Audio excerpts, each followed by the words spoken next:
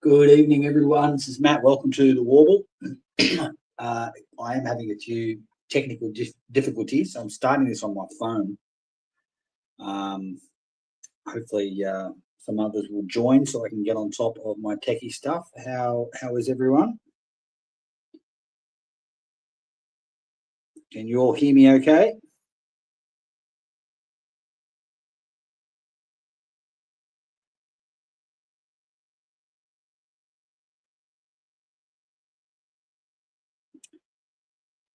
G'day, Stephanos. How are you?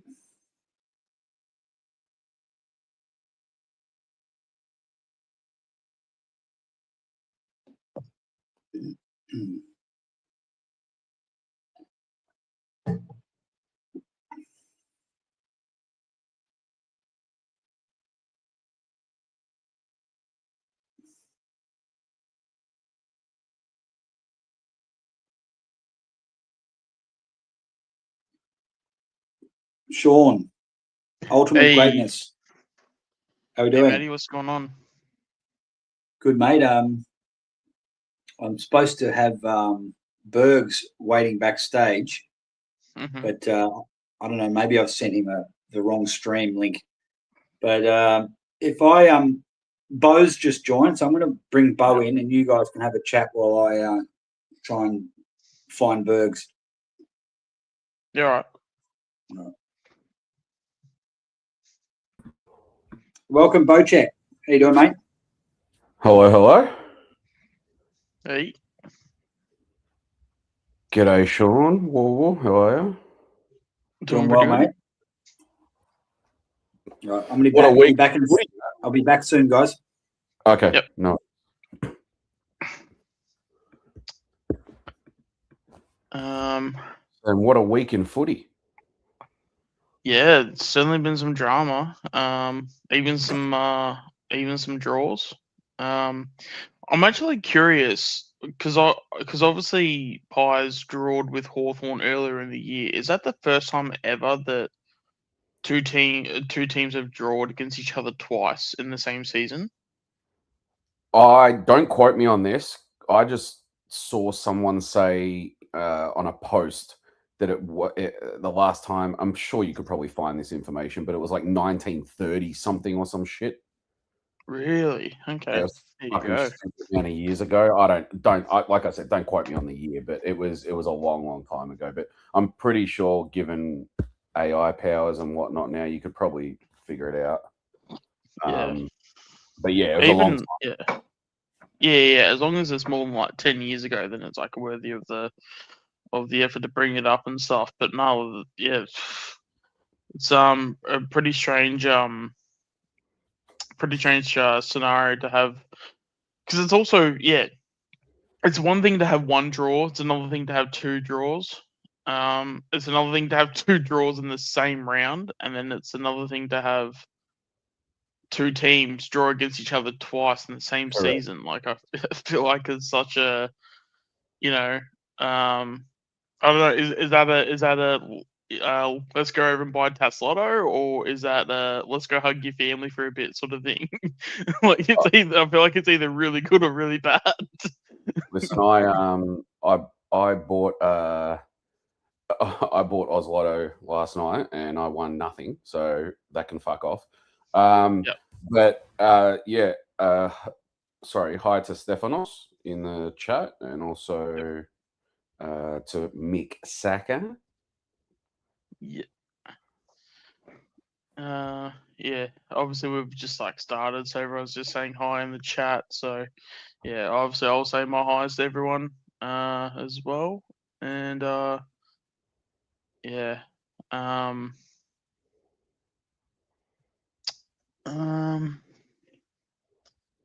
Yeah, but no, like it. I don't know. We're gonna mention Sydney at all this. I'd rather talk about like just the like obviously their on-field stuff. I'd be really curious to know how they perform, how they even go about it. Wasn't there also some information about like they were going to like protest or something like that, or they were not going to turn up to the next for the game this week or something? Is that Was that what I heard? No, so the only thing that I've heard that's come out, number one, I think nobody's really. Also, yeah, g'day to MD and Peter in the chat as well. Yeah. I think nobody's really in a position to comment on what actually happened. And there's you know how it is, man. When there's drama in any type of part of the world, right? Whether it's to do with celebrities or footy players or whatever, all of a sudden everyone becomes an expert. Yeah, and like they know exactly what happened, right? Because this guy said it, and my pet dog said it, so it must be true, and all the rest of it. And I heard this, and I heard that. And don't get me wrong, everyone's going to talk about it. I'm not saying don't talk about it, but it's just natural for humans to be interested. I get it, but some of the people that go that one step further and start accusing, they start being the source basically. And at the end of the day, the reason why Pavlich and what's his name, Pridham or whatever, the Sydney CEO or whatever, fucking whatever he is. I can't remember his name specifically, but yeah. The reason they didn't comment on anything that actually happened was because it's a police investigation. Yeah. And that's the same mentality I think a lot of people need to take on board. It's like, we don't know anything. Everyone's just saying, but I've seen in the and it's all Reddit bullshit. You know what I mean? I don't even read Reddit, but I refer to it as Reddit bullshit because everyone just chats crap on there, right? Yeah. And you see one story and then you're like, okay, that kind of seems believable. Then the next one comes out and the next one comes out and the next one. All of a sudden you got about 10 stories flying around. You don't know which one to believe. And everyone's basically taking a side with a story. And I feel like it's just it's not a discussion point for me at all. Like, I have zero interest in talking about what actually happened. If there are indeed victims of this, then yes, and if what we're hearing is true, it's absolutely disgusting, right? And most certainly, I think, obviously these players have been stood down at the moment. I don't think it's because of what they've done as such, but more so because there's a police investigation on. And while that's happening, they can't be playing footy, right? Yeah. But in any case, that's as much as I'm going to say on that. In terms of what I'm happy to talk about the footy part of it. I mean, this is 100%. Yeah, no, which is why I was more interested in that part of it, because again, it's more, what does this mean for the AFL on field? Because as I said, I think I could have sworn I saw something about the Swans players, not like the ones that are under investigation, of course, but I think they were going to boycott the game or something, or they were going to. I can tell you what's happening there. Yeah. No, they're not going to not play. It's the boycott wasn't to do with that. What the fans want to do, and what it all stemmed from this. I think it's from one girl's reel. She put up a reel, and then other people started making similar ones. And now there's a few of them floating around. Basically, because they've got a double header at the SCG this week, right? So they got the women's and then the men's. Yeah. Okay. And apparently, what some fans are pushing for is, in solidarity with the women's team, they would like to watch the women's team and then leave before the men start.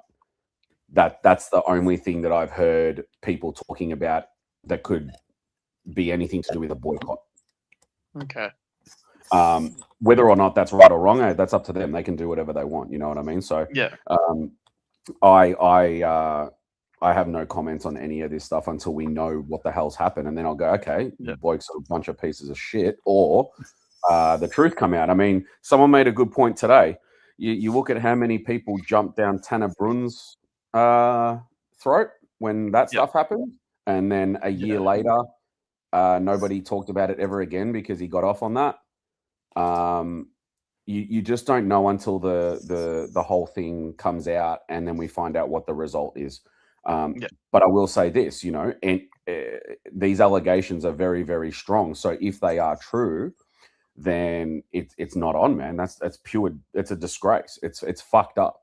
It's about as bad as it can nearly get, pretty much, without killing somebody. Do you know what I mean? So I mean, just in terms of what's been like happening and stuff, I just want to preface by saying like I'm not really too aware exactly of what's like going on, so I just want to make sure that's just clear, just for context for the audience and stuff. And again, like I would rather just keep it more football and more like, yeah, what does this mean from Sydney in terms of like the team and stuff? Like, in terms of, are they just going to completely go out in straight sets? Are they going to like, what is the yeah? I mean, obviously, there's some things that aren't always on field, like as I said before, in terms of what I was like talking about before. But outside of that, it's all really just on the field stuff. So they're fucked, man. You got one of the best halfbacks in the league, or running halfbacks. You got two of the best midfielders in the league. Yeah. And you got a couple of guys in there, like in Bice and Bice and Jordan. They're not exactly shit kickers. So you're taking out 5 starting players who are integral to their team, and it's, forget the North Melbourne game. That doesn't matter whether they win or lose. It makes no difference. But it's the finals now that's going to be a big problem. And personally, but it's also like the midfielders that are also out too. Like in terms of like, it's going to make the forwards jobs harder as well. But I can't see them. It's more than just not having the players. It's the mental capacity that these players are going to be in. Yeah. 100%. And the mental capacity that the coaching staff are going to be in. This is going to test them professionally as a group. This is big adversity, right? This is going to test them as an entire club on how they get through the finals, both as a playing group and upstairs in their minds. Because if you're not fully focused, it's over. Forget about it. So, but then the flip side is that they come out and they still play exactly the same way they've been playing because they've got the depth for it or whatever, but we don't know. So honestly, I think about half of it's going to be half of it's going to be in their heads. Yeah. Hey guys, all right, I'm all sorted now. I've got Bergs waiting backstage, so I'm going to bring him on. Yep. Hey guys, how are G'day, Bergs. Hey Bergs. Yeah, good. I'm good. You've been a bit of drama this hearing week. the chat? Yeah, a bit of drama. Bit of drama, yeah. You'd love to be Brisbane, wouldn't you? It's Oh, a gift. God. Grand final. Here you go. Fantastic. Get straight Here's another up there. premiership. Like I'm listening to all this stuff about what it's done to Sydney's midfield. Sydney are cooked. I get that much, but like their midfield's gone, so they're not beating anybody. Yeah. So it's just embarrassing that the AFL have let this happen 2 years in a row. Like, we get Rankin calling a guy gay and he's out and destroys Adelaide, and now we get these 4 guys absolutely thrown under the bus by their club in the AFL. Like you're guilty because someone just makes an allegation against you. You're guilty. But yeah, that's okay. Like, AFL do what they want to do. They're so leftist and woke, it makes me sick. But there we go. So why don't we just talk about footy and not this shit? Because this shit is just all consuming. It's all consuming. It's just so wrong. We shouldn't be talking about it. No one knows what happened in that room. Mm-hmm. No one knows. And yet we're just throwing these boys under the bus, and it makes me sick. Yeah, I'm happy to talk about the footy. Yeah, let's talk about footy. And now I want to talk about one thing, Matty. I want to talk about what I saw. I want to talk about what I saw last week with Collingwood and the Pies. Mm-hmm. Wow, like the presence of youth and how much they can excite you. You guys were selling me on your youth 6 weeks ago, and I didn't see these kids in the VFL, so I didn't know. But I've got to say, my God, they're impressive. They were so good. And then one other thing that I will say, and I was bagging this kid 6 weeks ago because he's been and he's not a kid anymore, but he's been made to play in a system for so long, it had almost stifled his footy talent. But last week, Bo McCreary became the next Jordan De Goey, right? Like, he's got speed and strength. And my God, if you just unleash some of these kids, how good they can be. Like McRae, what's he been doing? He's been stifling you. Yeah, Matty, you did, and I'm seeing it. He's been stifling you for 18 months. Let the kids go. Get rid of them. Don't give these guys another contract. Some of these 3 or 4 guys, you've just got to get rid of them. Move with the kids. Like, they've got speed, they've got agility, they're strong. The Pies' future is pretty clear. Like, swaddling, puncher. I see it all. I can see it now. I couldn't see it 6 weeks ago because it was hidden in the VFL. But my God, it's like, you guys, you should take a bow right now. Seriously, you were screaming it from the hills 6 weeks ago, and I wasn't buying it, but I'm buying it now. So fantastic to you guys.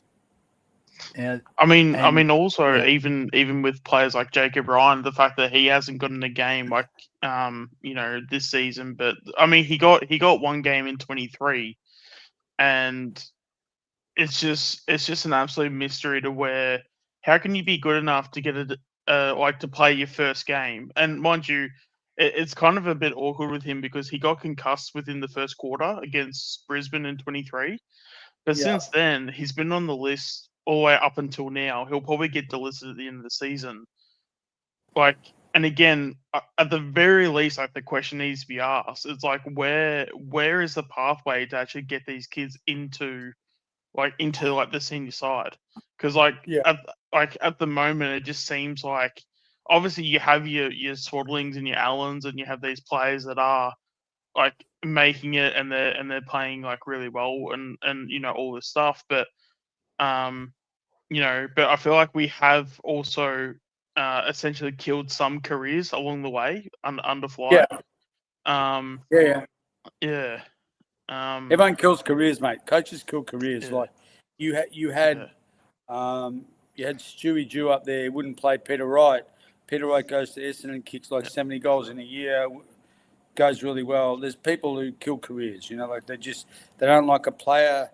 There was Richmond when I was following, when they were winning flags, all of a sudden we just didn't play Nathan Broad for 3 or 4 weeks because Dimmer just was out of favour with him. He must have done something wrong, and then he's back in. And then we didn't play, McIntosh, and then McIntosh is back in. And these are like soul servants, but you just go, what the fuck's going on? Like, what am I not seeing? Like, he had 30 possessions last week, and now he's not playing. It's crazy shit. You don't. Hey, can I ask? I want to ask Warble and Sean a question. Yep. Bergs just then said Bo McCreary, the next Degoe. I don't know if you guys were on Mick's show when I said that Collingwood, I get Carlton versus Collingwood. I said that might be the game where you guys were. I think you guys were in there. Mick was saying, and whoever else was on the show that night were just drilling Bo McCreary, saying that he's not it, and blah blah blah blah blah. And I said, I said I reckon this could be the game that he actually turns it on, and he did some good things in that game. And then, fast forward to now. Do you agree with a statement like that he's the next Degoe? Because that's not like a throwaway comment. Not just yet, because he's been promising this for 4 years, since 2022. He hasn't. He up until the weekend and maybe 1 or 2 games this year, he's been the same player. Gets his 12 to 15 possessions a game, and not a lot of composure when he gets the ball, like some poor decision making and poor disposal. And but that game on the weekend was way better than anything he's ever played. I don't think he's ever got 20 possessions in a game. So he needs to put a few more of those games together. Then we'll start to believe that he can take the next step. Because like I said, it's been 3 or 4 years where he hasn't really improved. Hey, Matty, can I jump in here? Yeah, mate. I want to jump in as a big slagger of Bo McCreary, and now a fan. Okay. His game on the weekend was clearly definable for me in AFL footy. You can't just do that. You can't just go into the midfield and change a game, right? You've got to have serious talent to do that. So I look at him now and I go, he's been forced to plan a structure that doesn't suit his game style, like Ginnivan was at Collingwood, and now he's a much better player at Hawthorn. He was forced to plan a game structure under Craig that doesn't suit him. And now all of a sudden you're going to see this guy become a really good player. And like, I'm serious, he's going to be a really good player now. I think it was Kingy said at 3/4 time, the guy who can change this game is McCreery. We've seen him do this, we've seen this. I'm watching the game and I'm looking, I'm going, yeah, King, I think you're right. I think if he goes in there and he uses his strength, mate, in the last quarter, he was awesome. And you can't just do that as a player, right? That's got to be in you, and you've got to have the talent to do that. You can't just go in there and go, I've been this guy who's run up and down and created space for other people for 100 years, and I skunk out the back and I get an easy goal every second week, and I'm playing my role in this club, but I've got more strings to my bow, and you're going to see it now. You are really going to see it now. So I had no idea he had that in him, and I can't wait to watch him play the next few weeks and the next few years. Like, he's going to be a talent, and like the fact that Tassie were thinking about grabbing him, they would have got the greatest steal of all times if they put him in the guts. You know, like, oh my God, this is heavy praise. He's Bergs, strong. he is 24 though. He's quick, 24. mate. He's 24. Yeah, he's young. He's So young. he's been this 20. He's been. I agree. He's got the talent, and he's shown that he can do it, and that's not a fluke. But the problem with McCreery is he's not a footy head, and he doesn't really care so much for the game. I'm hoping that attitude starts to change, and he can put a performance like he did on Saturday 2 out of 3 weeks. Yeah, you had a kid. Do you remember a kid called Paddy Carnesis? Played at Collingwood. Yeah. I coached Paddy Carnesis, and he used to write poetry on the bus and go, I'm not sure, Bergs, whether I really want to be a player. And he was a seriously good talent. And he just didn't quite get being an AFL player. And I reckon he played 40 games, maybe 40, 50 games. But he was a serious talent. With this other guy, I think this other guy has been marching up and down on a half-forward flank, disillusioned with football, not quite know what his role is. I reckon he might have found it in the last quarter last week.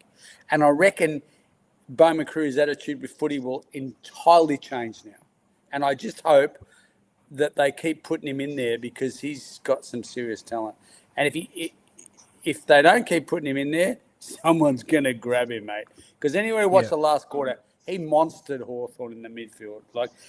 Collingwood don't have that bull. To go, he's at the end of it. Little Buffalo girl goes round the outside. He's going to win the Brownlow, but he goes round the outside.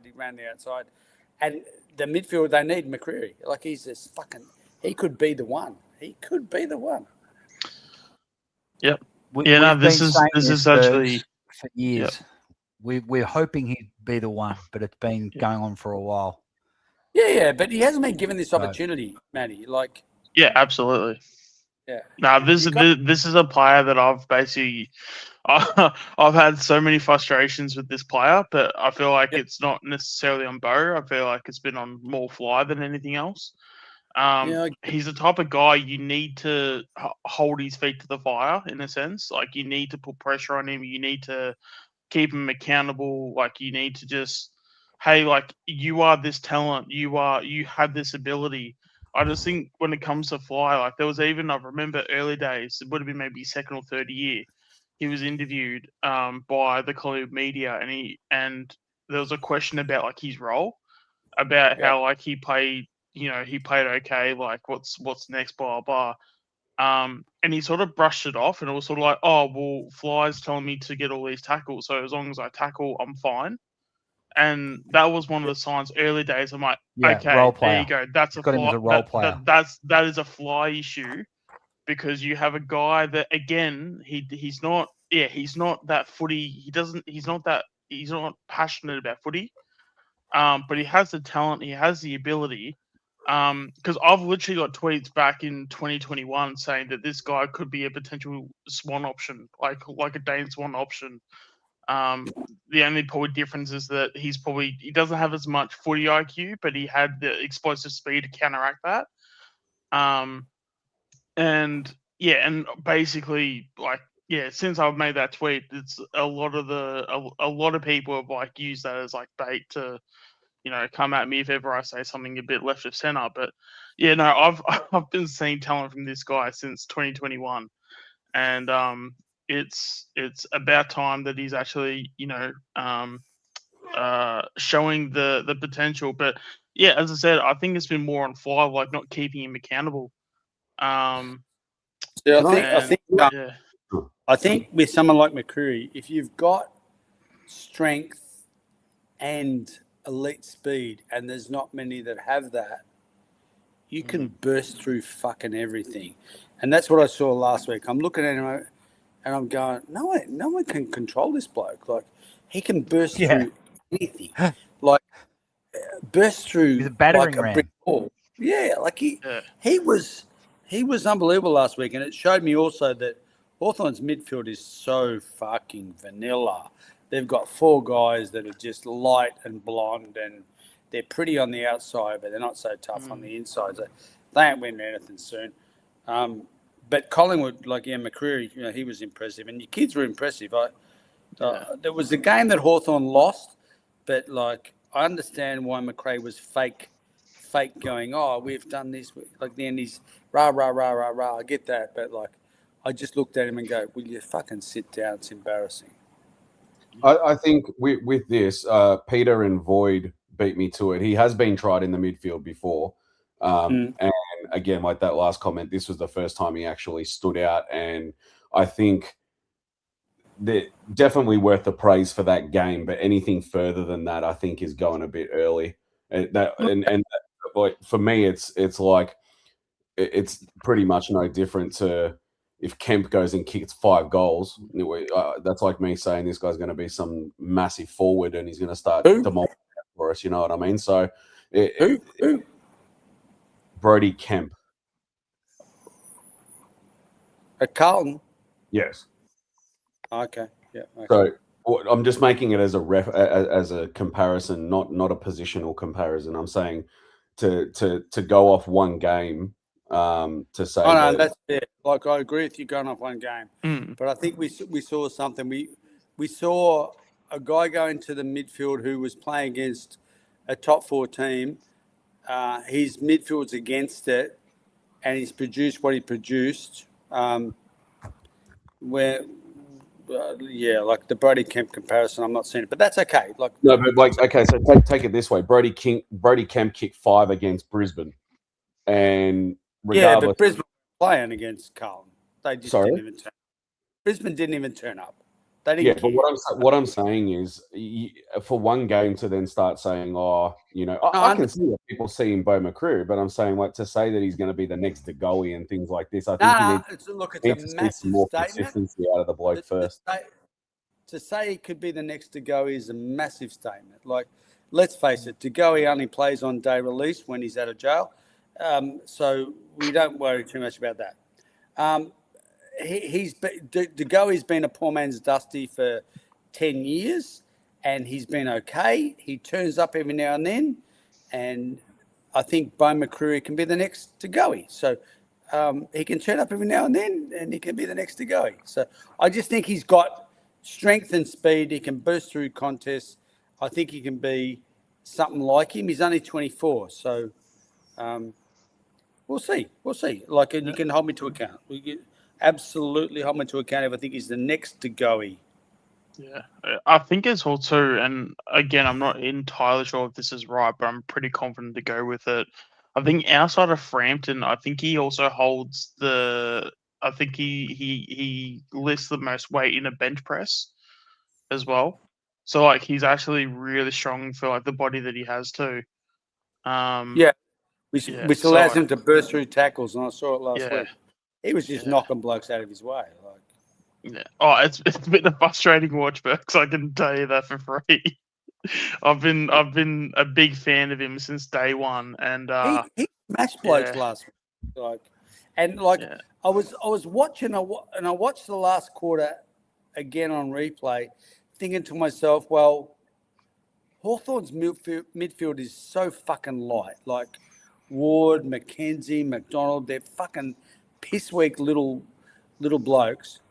But he was smashing everybody. Like he smashed he was impressive last week. Like so, yeah. I just think he's been playing a different role. Maybe if Fly gives him a different role, maybe he can play that role, knocking blokes down, making a path for Nick. I think it's a different role for him. Maybe he can play it. Bergs, do you follow Collingwood? No, I don't even like him. Oh, who's your team? Because I've never Richmond. Okay. Yeah. So we're in a hiatus. So I follow everybody else but us now. Yeah. Okay. Yep. No, I watch my boys, but we've got some wonderful kids, but we're a long way off. Is Lucas? Who do you reckon is the next Shannon Neal? Who's the first? Can I ask who's the first Shannon Neal? That's the idea. Oh, gee. Lucas is not a fan. No, Luke, I'm not a fan. No, almost spoken third person there. How are you anyway, Lucas? Welcome. No, I'm just surviving, mate. I'm just surviving.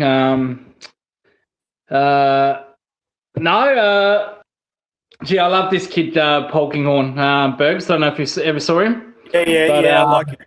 I like him. I really love Polkinghorn. If I was you, but I'm he'd be running down my leg. I'd be so excited. He's a player. Oh yeah. He's going to be around for a long time, and I'd be gutted if we lost him for the Butters trade. I'd be so gutted.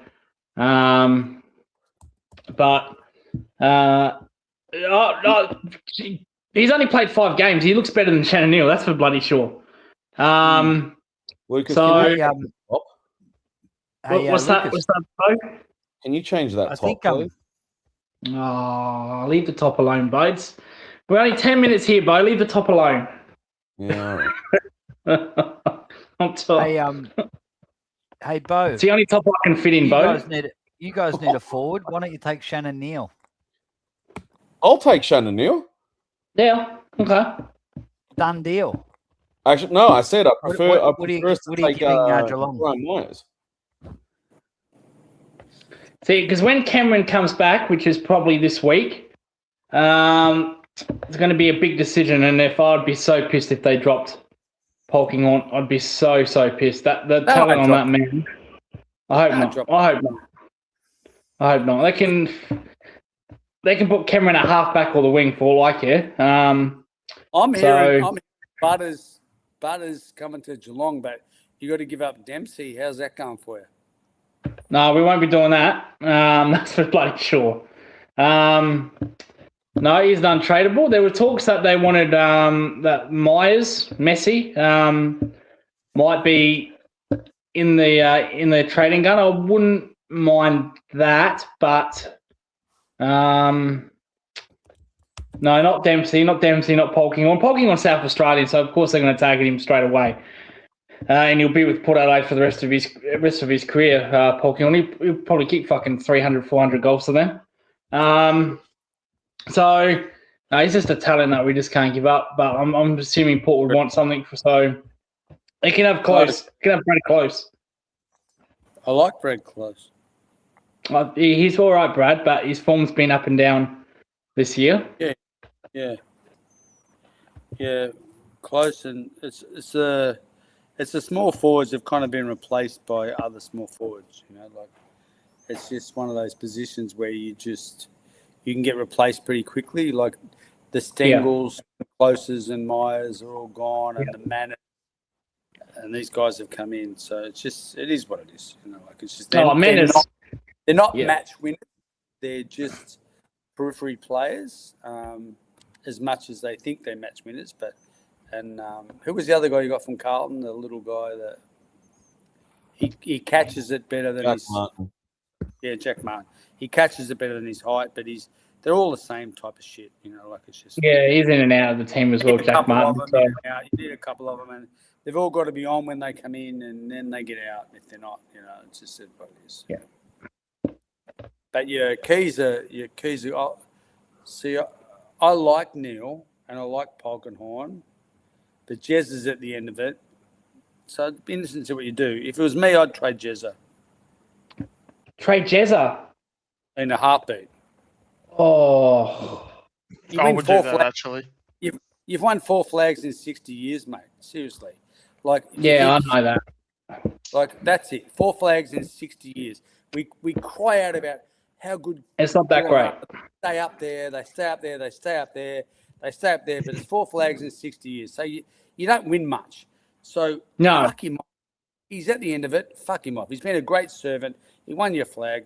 Piss him off. Stay with Neil. Stay with Polkenhorn and get one more. That would be me. But that's just me. It's just like. It's right. We know for as good as Geelong have been consistently for the last 10, 15, 20 years, they've won 4 flags in 60 years. So, as you just said. So, it's just not good enough. Everyone who preaches to me about Geelong are up all the time, I go, 4 flags, 60 years. Let me tell you about 10 other clubs who've won more. All right? Yeah. Yep. Well, Richmond have won more flags during the Chris Scott era. So, there you go. Terrible. It's terrible for Geelong. They think, I listened to Paddy a couple of years ago, we compete every year. That's what we want to do. We compete every year. It's fantastic. We compete every year. You just don't fucking win anything, Paddy. You don't win. Yeah. Consistently win. Give me an era. Well, we don't compete, no.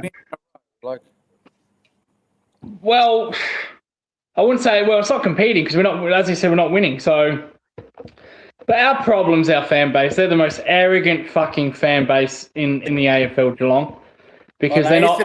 Essendon used to be the worst. Not so much anymore, but they were the worst, right? Yeah. Around 2000, 2001, Essendon supporters were horrendous, right? Geelong fans, they think they're fucking light. They think they've won 10 flags in 15 years. They're pathetic, Geelong fans. They're pathetic. They're the worst bunch. I don't give a fuck if that upsets people. But they're just whinging. I love the Geelong supporters saying this because it's so true. Yeah, they're just whinging babies. We make 10 prelims in a row. So what? Yeah, you don't win flags by losing prelims. And what wins your flags is winning grand finals. Lucas, what do you think about this, Lucas? Just quickly, yes, Matt. What do you think what Void is saying here on screen? What's Void saying? Well, that's my point. They've made 7 prelims. Yeah, but Chris Scott's lost 7 prelims. Yeah, I know. He's lost 7 prelims. But do you think there were times when you were good enough to win and get through to have a crack at those flags? No. So in not all of them. Sometimes you just have to say the opponent was too good. But there's some there that we should have definitely won prelims, and he blew it. The 3 that I have a problem with are the one in Hawthorn 213, the one against Sydney in 216, where we didn't even turn up. The game was over at quarter time. The one against Richmond Burgers, you know this, where we're up at 3/4 time. We blew that. Yeah. The ones against Melbourne, that they're just too good. The other one against Richmond, that's too good. So it's not like we've come against high quality opponent and underdogs in every single game. We should have won those 3 prelims, and we should have won those 3 flags. 216, we should have won the flag. 213, we should have won the flag. But the rest are just unacceptable. Completely unacceptable. And these other Geelong channels and fans, they think, well, you know what? We're making prelims. It's all good. It's all good. See, I'd rather bottom out right now, rebuild, and then win 2 flags in about 8-9 years than keep losing prelims. That's me. Hey, Lucas, you're talking to a Richmond supporter, man. I'm quite happy with how we're going. Yeah. When we come up, we don't lose prelims. We just win 3 flags, bang, bang, bang. And then we'll go back down. And when we come up, I hope we do it again. Yeah. I don't mind that. I wouldn't mind that because it wins your flags. Prelims don't. Losing prelims don't win your flags. Can you imagine being the Swans now? They've been smashed into the last 3 or 4 grannies, and now they've got this shit. Like, Jesus, like, they just don't win. Like, they're the modern-day Collingwood, Sydney. They don't win anything, ever. They just get there and you go, if we're playing Sydney, we're just fucking home free here. We just can roll up and pop the champagne cork in the second quarter. It's fantastic, right? No, it's just like some teams, they just don't get it, and some clubs don't get it. If you're going to get there well. Get there really well and ready. Don't just limp in, all right?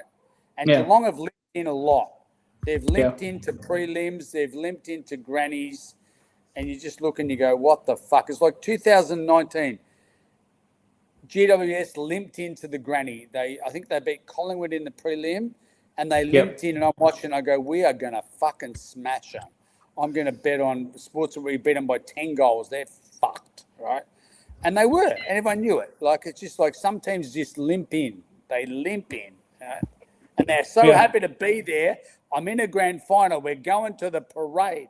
It's fantastic, and we just get fucking smashed and embarrassed, right? If you're going to get there strong. Right? Exactly. Don't just fuck it up in the prelims, And the Cats have got a history of doing that. They really have. Yeah, we do, yeah. Lucas, real quick, have you seen the 3 names that are coming out of Geelong as potential stars? They're not at Geelong. They're from Geelong, and they're young kids. No, I haven't. 17 or something like that. Matthew Gloom, Solo King, and Joel Ekins. No, I haven't. They might be playing for the Falcons, but I'm not too sure on those names. Okay, potentially, yeah. Well, if they're kids and they're playing in, so the Geelong Falcons is our unofficial kind of cult club. You know, we're not officiated, but like we've drafted so many players from the Falcons. So we call it our unofficial cult team. Not cult. You know, you're not like That cup team. Yeah, there you go. Yeah, there you go, Briggs. That's the right answer. Yeah, TSC Cup, your team. Yeah. So that's the team in your area, right? So correct. That's where. But like kids get drafted out of there. Like Darcy Parish got drafted out of Geelong Falcons.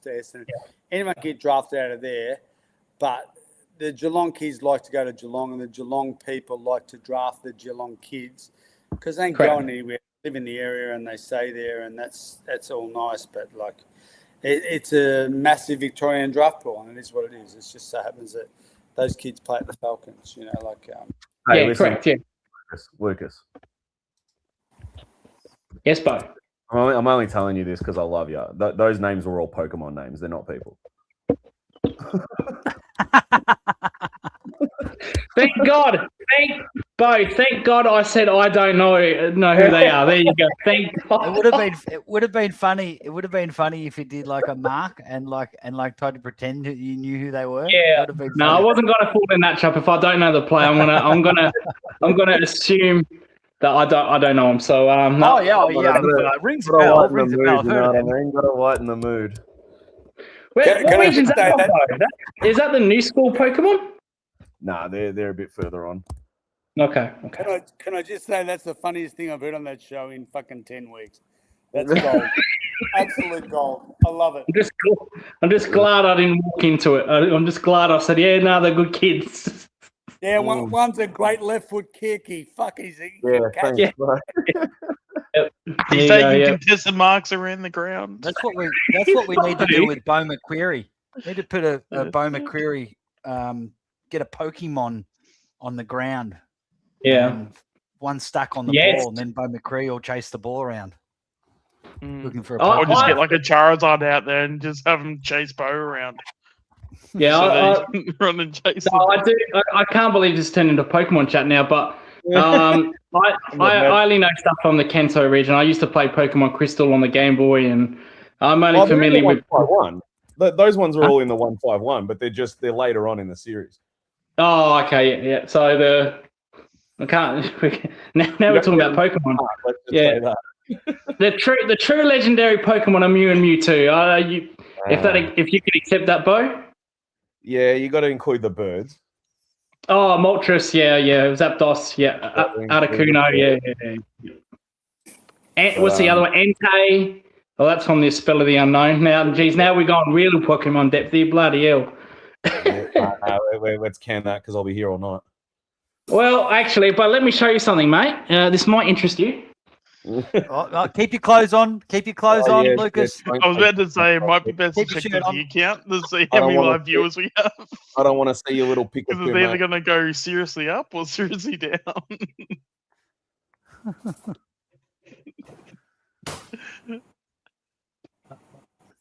Right. Spencer's no, not the close, but Bo, this is unsealed. I've got this. I can barely see it because we're small on the thing. So, oh yeah, okay. Yeah, that's better. Yeah. All right. Is that the fuck? Why does that look fake? It's Japanese. They're Japanese. Oh, no. Yeah, go on. Okay, well, bust it So, open. Go on. No, I can't. Oh, thank you. No, don't be a coward. Come on, Lucas. I don't bust. No, You're going to bust it out. This is not a busting open channel. This will remain untouched for a while, and maybe I know Bo and Mars like opening Pokemon cards. Maybe we can do a collaboration or open this. Until then, it stays unsealed. I've had this for 3 years. I've kept it unsealed. So just thought I'd show you. Just thought I'd show you that. I know my Pokemon. I prefer the Japanese. I can't believe we're talking about this. But I like the Japanese better than the English ones. But that's all right. And same with Yu-Gi-Oh cards. Much longer, I can tell you. Change the subject, Matt. Also, please. for the record, we've actually lost 3 viewers. We have. We've lost 3 viewers. They couldn't stick around for 2 seconds. Okay.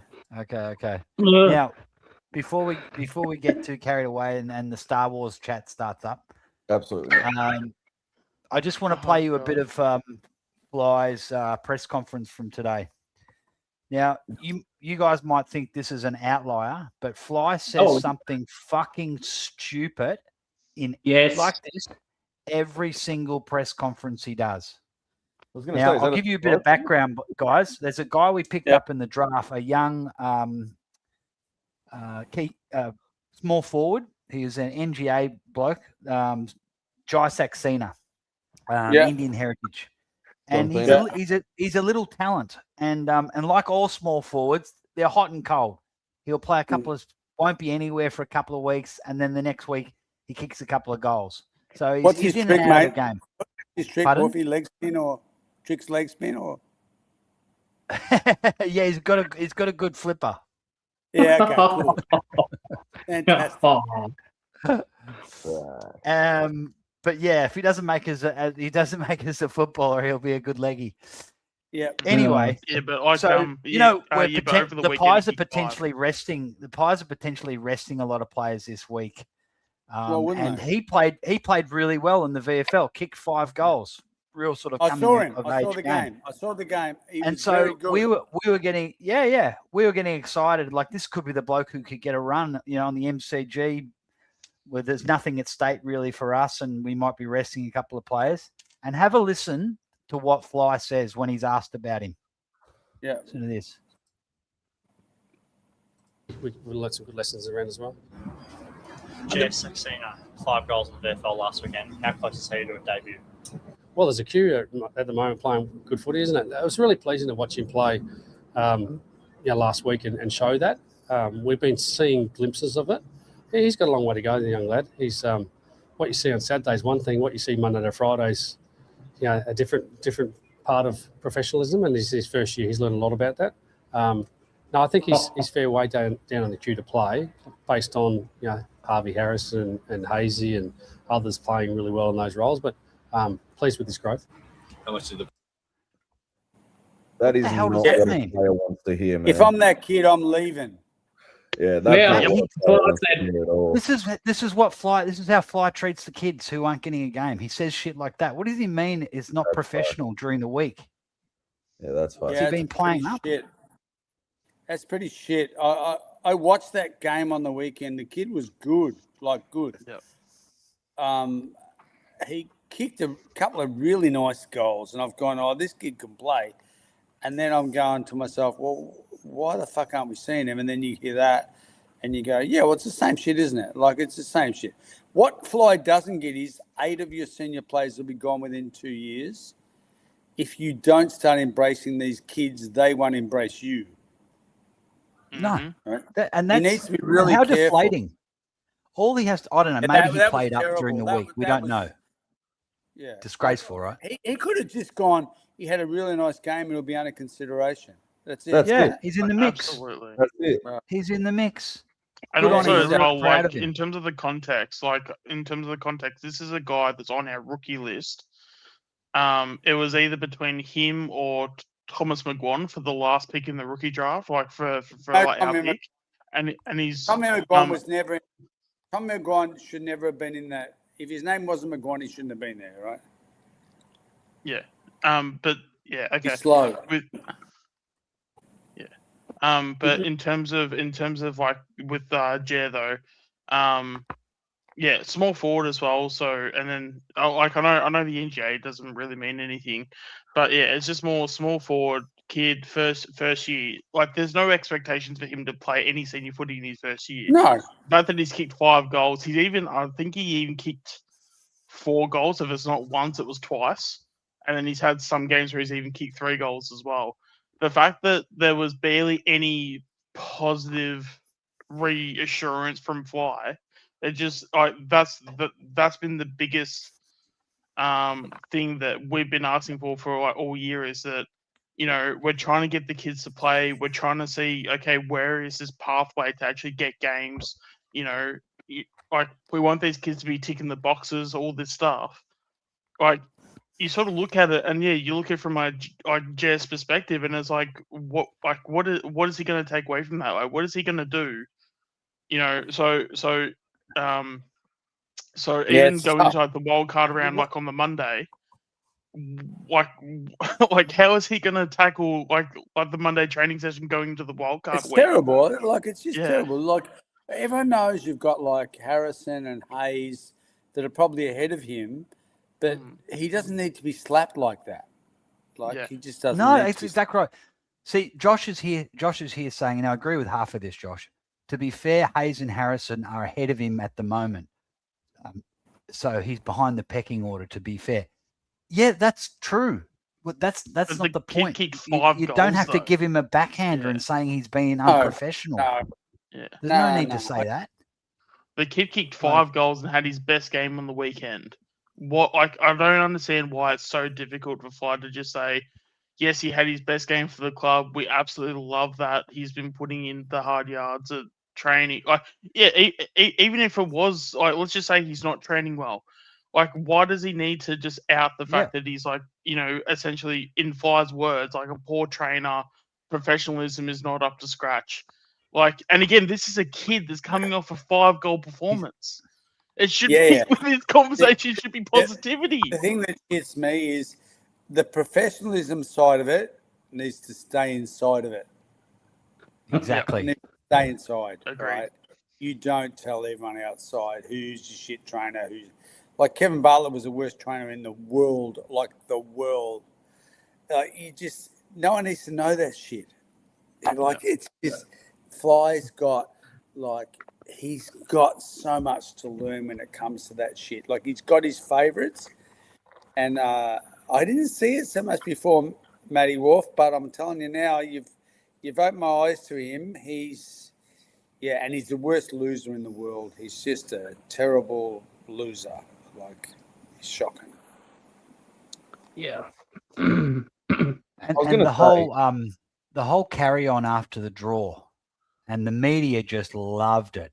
And I was furious because that cost us 6 spot. If we win, you know, we're going to beat Brisbane. It's going to be a challenge, but you want to finish as high as you can. 6 would have been a decent result. So that draw cost us 6th place, right? And if you want to celebrate and encourage the kids behind the closed doors, absolutely. But don't be dancing around like an idiot when all the supporters are absolutely devastated. For me, I'm watching that carry on. I go, you are just embarrassing yourself now. Right? Yep. I watched him and he kept jumping up and down. I'm looking at him and I'm going, Jesus, Craig. I go, for fuck's sake, just stop it. I'm looking and I'm going, it's all pretend. It's all, I'm trying to sell a message about we were really good. And everyone knew what he was trying to do. And it looked so fake and orchestrated.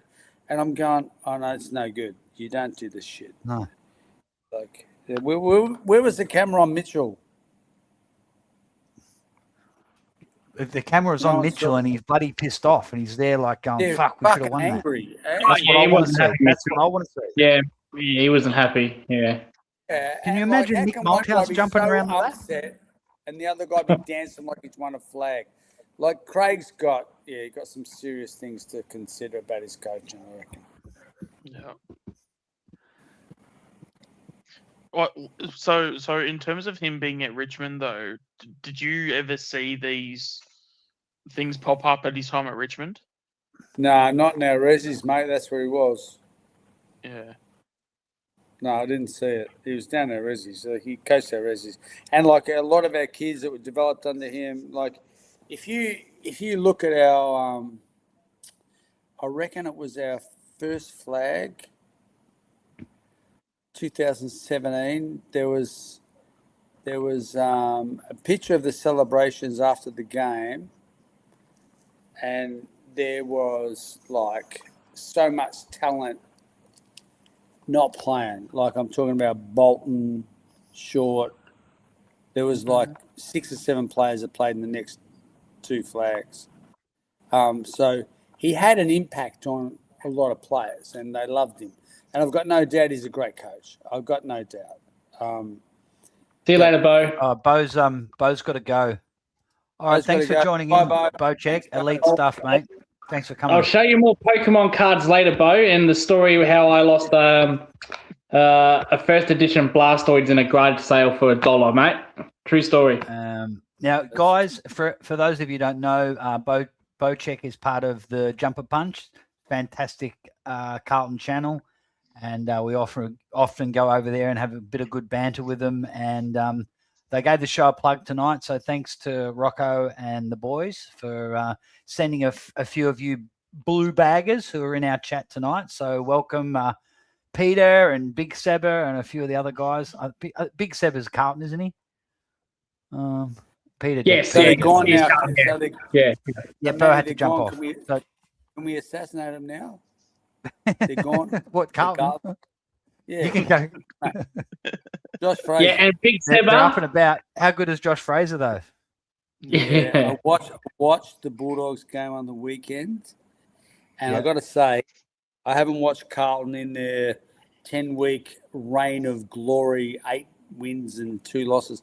But I tuned in on the weekend, and I've got to say, I waited, and then I tuned in. I've gone, fuck, I'm in Bali. I'm actually going to watch this. And it was quarter time, and I looked at the stats, and they had like 200 possessions to 100, and they're 2 goals up at quarter time, and then I watched one unfolded. Okay. So Josh, 0 plan B. He's got no plan B. He wants to run and carry the footy, chip it around. He wants to have their midfield run and overlap. And if they can't do that, they're fucked. And if you squeeze up on them and they can't kick it, they don't have the skill factor, they're fucked. And I'm watching, I'm going, is he going to show us something? Is he going to show us a plan B? Nothing. Nah, no plan B. So on that game, 3/4 of that game, I'm watching, I'm going, you possibly can't give the job to this guy. Like, seriously, their list is fucking scutter, and they can't kick it, and they've got one key defender in Dean, and he's like 18. Weddering's cooked. No one else as key defenders is any good below their knees. I'm assassinating them from every angle, and I'm going, wow, Josh Fraser's a genius for get him to here, but Jesus, they're going nowhere. So, Josh, congratulations. He's got the job. It'd be like giving the job to James Hurd at Essendon. I reckon it's fucking fantastic for Richmond and Collingwood supporters. We're going to love watching them fuck up for the next 10 years. It's amazing. They got nothing. He got nothing. Josh Fraser, he was there as a reserve coach when I was coaching the Carlton women, and I didn't see it then, and I don't see it now. I don't think he's got any better. I think they love him because he's a nice guy. It's a long sugar, Bergs. It's a pretty long sugar hit because that's what you're suggesting, aren't you? Yeah, like, massive. It's a 3 month sugar hit. Yeah. That's all it is. Like we had, the Tigers had, what was his name? Geishan, Jeff Geishan. He won like 6 out of 8 games. Yeah, fucking great. Well, like, I'm sorry. I think if they said no to Corey Enright, was he in that process? Yeah, he was. I think so. Yeah. Yeah, he might be going to Collingwood. If they said no to Corey Enright, then Bo, come back. This will be a good debate. Then I think Graham Wright. I think Graham Stephen might Wright. get on. I think Graham Wright and Peter? Josh Fraser sabotage Collingwood like Matty Nice sabotage. Yes, there you go. Oh, jeez. Bloody hell, Bergs. I just can't see it. I can't see it. I think you're just emotionally invested in it not working out for them. Oh no. Look. I've met Josh. I've met Josh several times, and when he come in as caretaker coach, I said to a few people, I go, unless you can put a footy brain in someone that never had one, then I don't see this working. Now, he might have gone to other places and learnt lots of stuff, but there was a time in the game on the weekend to take some small players and play them down back on their small forwards, because Bevo just enriched the Bulldogs forward line with small forwards, and they had no one that could touch their toes. They had Cowan, Haynes, Wietering, and someone else, and they just couldn't touch their toes. So they went small, and they went hard, small in the forward line, and that happened after quarter time, and he didn't react at all at any stage, and he just didn't see it. And like, I'm looking and I'm going, what the hell are you not seeing? And then the game didn't change, and like I look at their midfield, and you know, has anyone seen Walsh and Jagger Smith in the same place at the same time? They're the same fucking player. They're vanilla. They run. They don't hurt you. They can't break a tackle. They can't kick. They kick up and under. They're so pedestrian. I don't like Carlton. I just We don't can think tell. they're no good. And they got one forward. Like him. And they got one forward. Like they got Harry, and Harry's a piss weak hack. Like That's what I mean. They've been doing pretty well for someone with no forward line. Correct. Yeah. Mate, like Give him a go. He's a genius, and he's got a job out of it.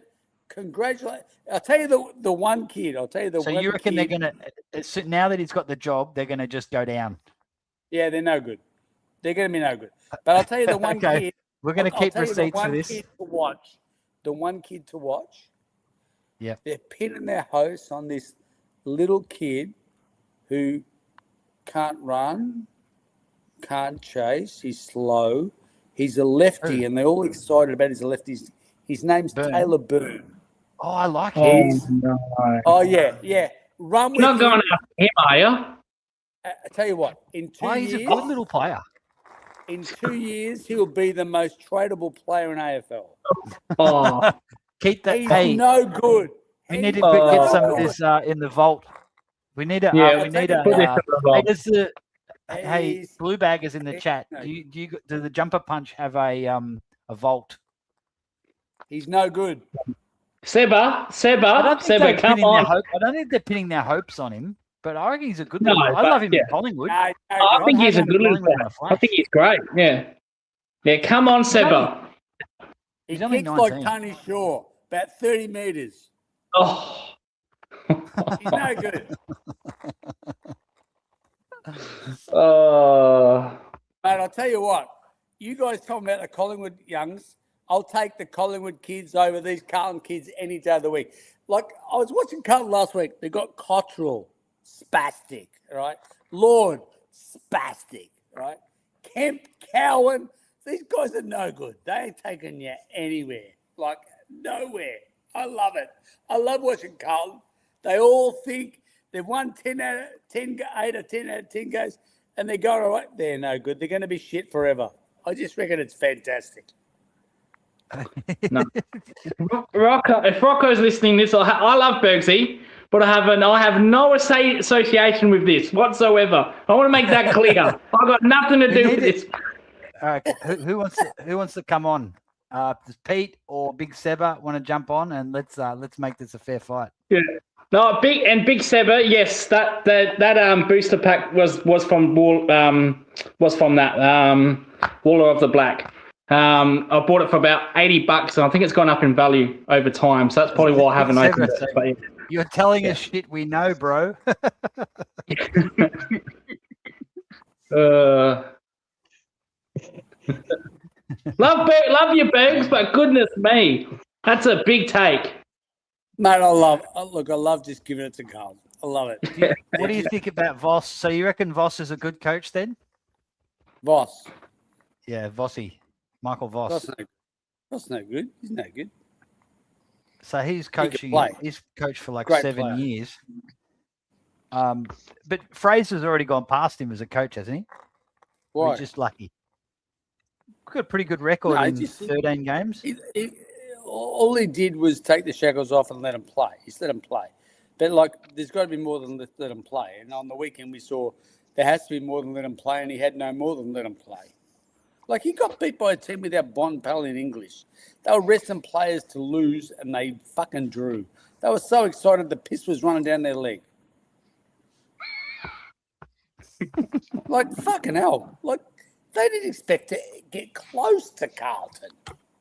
But they fucking drew. Like, that's the greatest fuck up in history.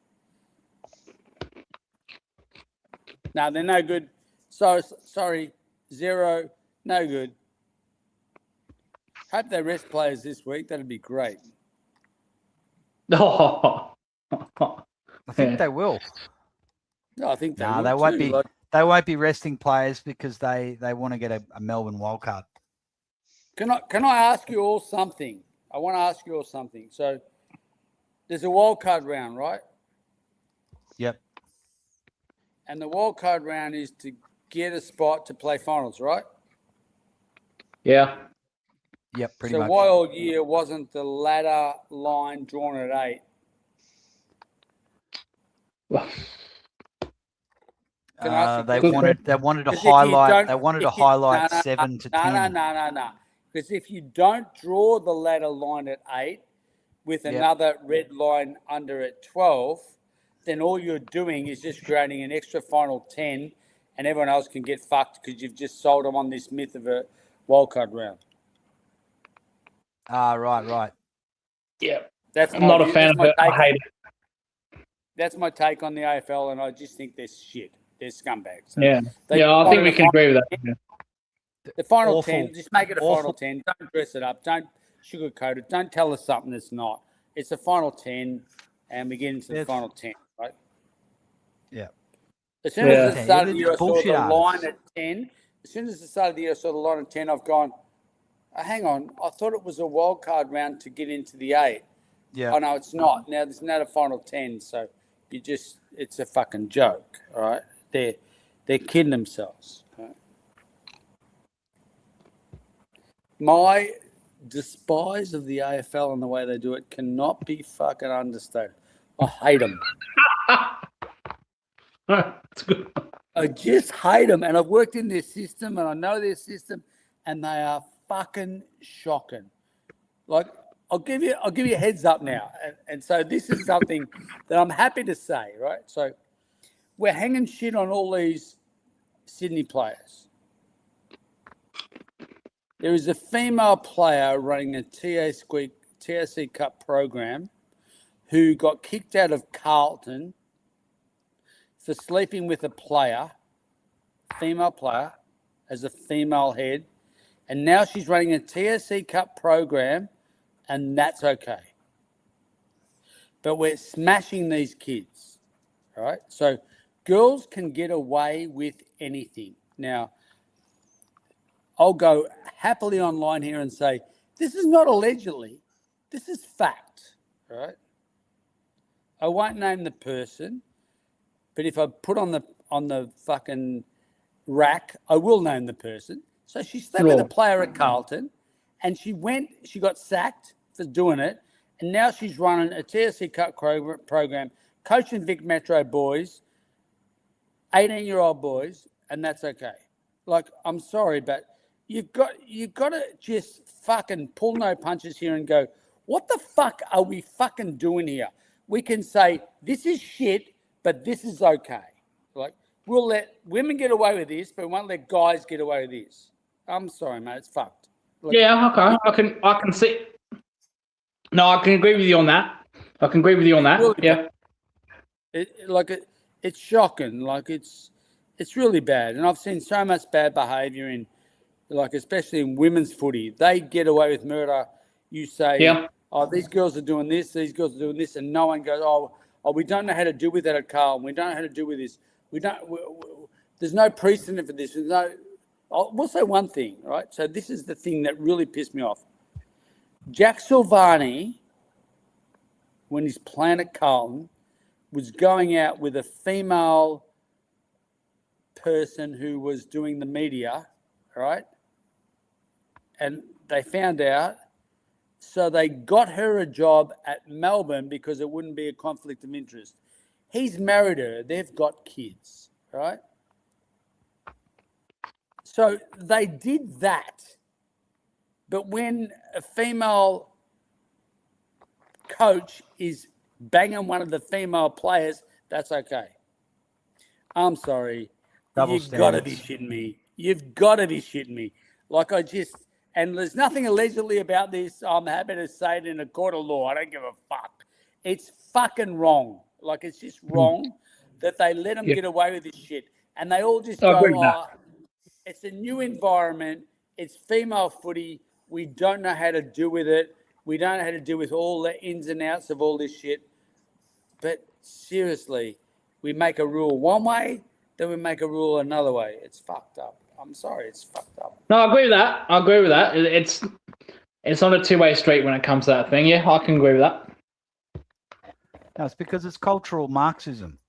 In Marxism, you always have a victim and you have an oppressor. So in cultural Marxism, men are the oppressors and women are the victims. So along those lines. Are we allowed to talk about this, Matt? The Sydney thing, or is this too dangerous? Let's move on from that. Yeah, move on from it. It's too hard. Yeah. Yep. We can have a chat when we can do a backstage chat later.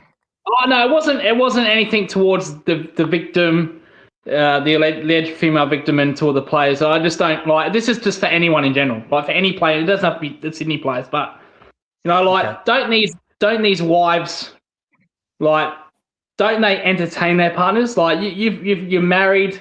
Some are married in the AFL. I'm not talking about just the Sydney players here. I'm talking about any other player. Like, they have wives, they have girlfriends. Do you not know how to, be loyal? Do you not know how to stay with them? Do they not entertain you? Like, if I had a girlfriend, right? If I had a girlfriend, I wouldn't need to do that shit. And cause chaos and mayhem. I'd be loyal to her. I'd stick with her. I wouldn't do that shit. Yeah, have fun. If you want some beers, have some beers. That's fine. Nothing wrong with that. But I don't understand why any player would want to put. Yeah, it's because they're famous. They're famous footy players. They get put on a pedestal.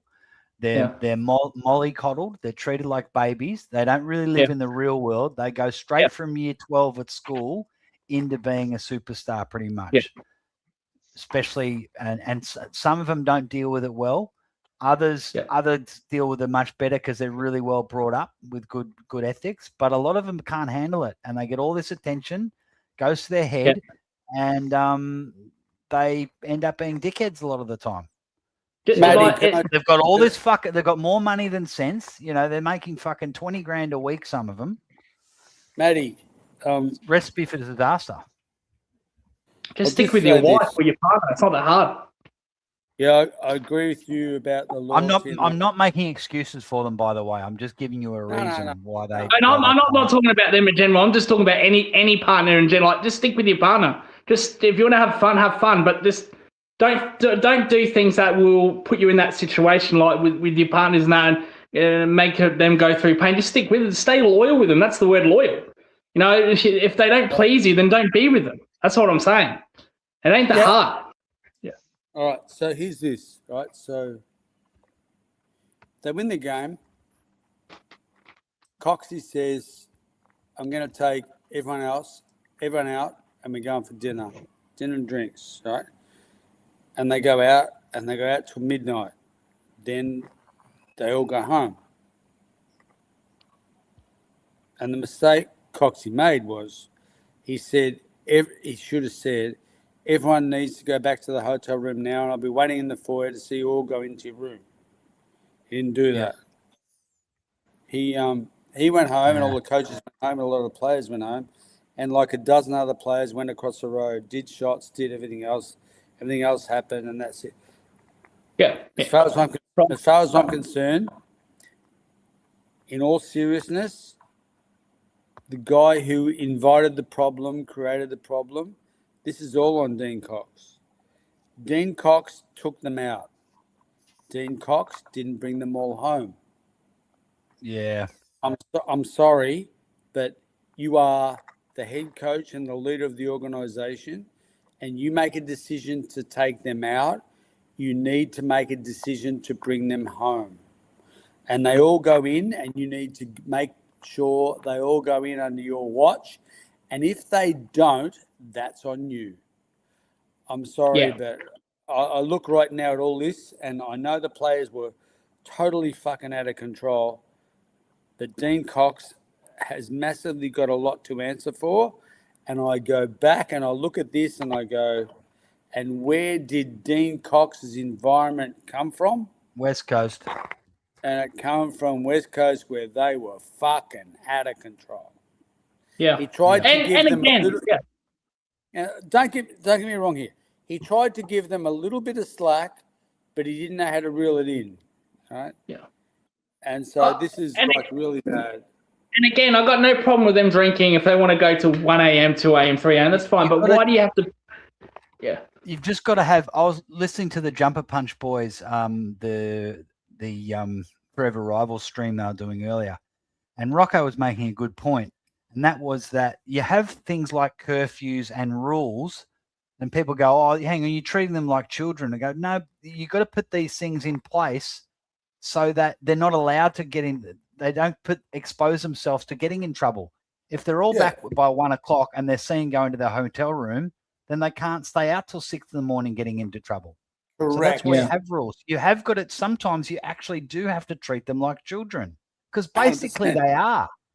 They've come from school straight into being a footy star. So they're basically big kids. And like I've got no problem if they want to drink till 1, 2 a.m., 3 a.m. That's fine. But why? Like Isaac Heaney's engaged. Why would you bring it? Why? I don't know if he did it per se, but why would you make a decision to bring women to your hotel room when you're engaged? You've got partners. That blows my mind. I don't understand that. I just don't get that. That's just me. But you should not put your partner in that situation. You should be loyal to her. You don't need to get women to your hotel room. That's just I just don't get that. That just blows my mind. I would never do that to my partner ever. I can tell you right now, Isaac Heaney wishes he was really loyal to his partner, because he probably won't have it for much longer. Yeah. When all the shit gets out, he was the main offender. Like, I can tell you now, he's the one. But that's all I got to say on that. Like, just you want to go piss out, fine. So you shouldn't do that, but fine. But when you bring in women, you got partners and wives and whatnot like that. Come on, man. Come on. Seriously? Look. But the thing is, look, it's a terrible situation. He's the one they're investigating because there's incidents with that. Like there's all this bullshit story about Blakey, but at the end of the day, it'll all come out. Like it's not for us to comment on that, but like surely we can talk about other footy shit. I reckon. Oh, let's go. Yeah, no, I'm just saying. Like, I didn't want to talk about that. I'm just talking about. I want to ask you guys some stuff because I'm leading my daughter's footy competition, and the first prize is $5,000. So I'd like to ask you for some tips on the weekend because she would really appreciate the $5,000 if she got it. So I bet. This week, let's go through the games. See if we can do this. Mate, I'll bring up on screen. I'm about to talk about players live, mate. I got I do a tipping show every week, Bergs. I do a tipping show every week, and I got Luke's multi. So I pick four from the multi, mate. I've been doing that for 24 weeks, and I'm yet to even find a fucking winner. I'm no good, mate, when it comes to this. I'll listen to you and go the opposite. All right. So that's a smart deal. That's a smart deal. So we've got the Saints this week against Gold Coast, and we've got the Saints and Hilly's playing his 300th game, I think. Yep. So we're going Saints, aren't we? Yeah, I went with Gold Coast. I think their midfield would.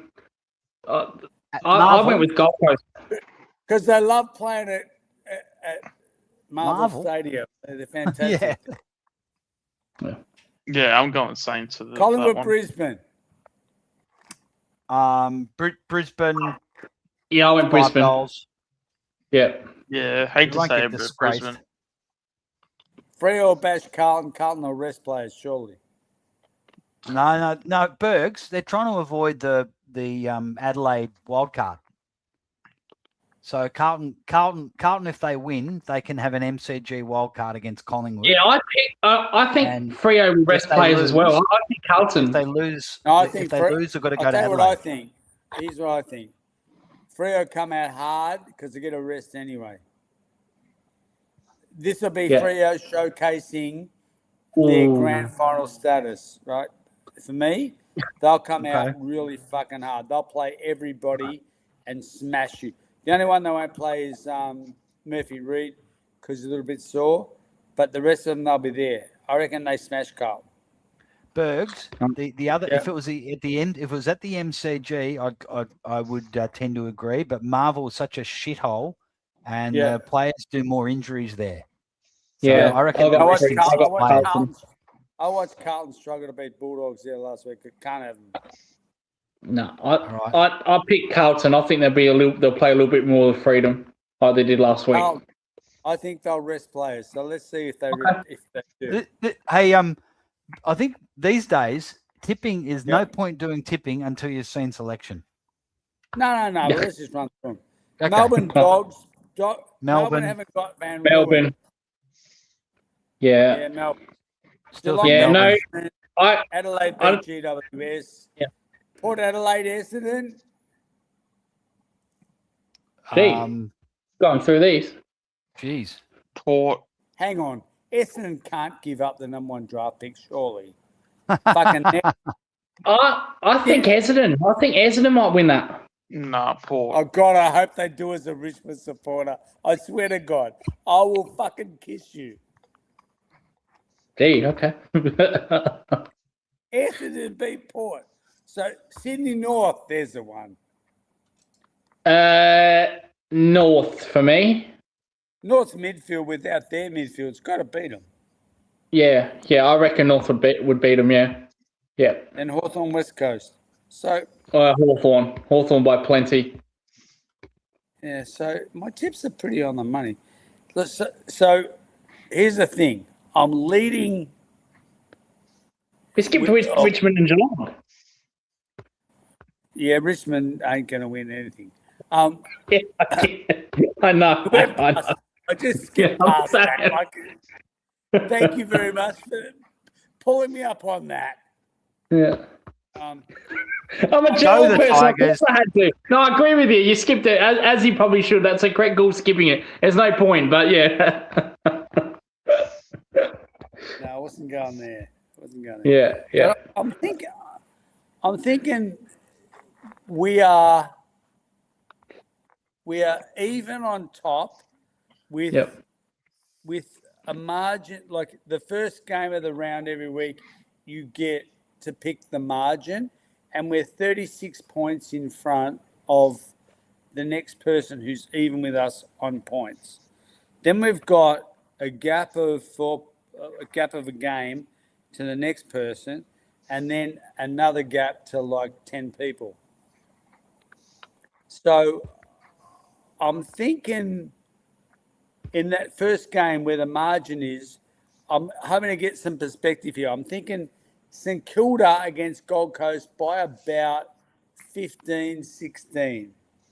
Yeah, I'd say, yeah. Butters is named, but he won't be 100%. They're going to play him around about 70, 80%. He just started running this week, like full main running this week. Yeah.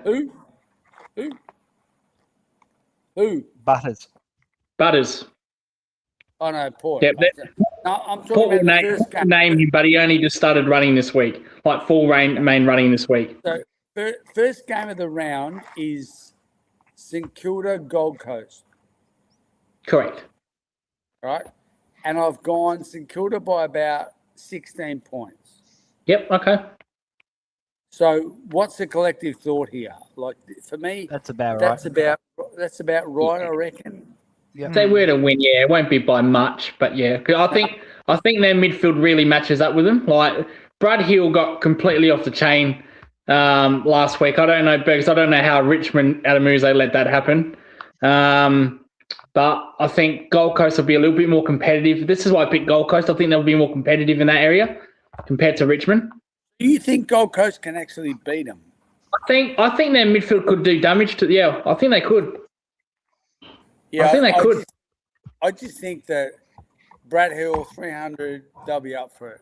Like, I don't want to talk you out of it, Bergsy, but I'm just that's my feeling. Yeah, I think that I'm just saying their midfield would be more competitive than what Richmond's midfield was last week. Yeah. Believe me, I get it, and I'll look at this game and I've gone, Gold Coast could probably win this game, but I'm thinking.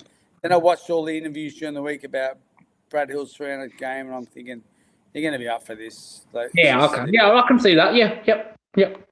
So I'm thinking like 10 points either way.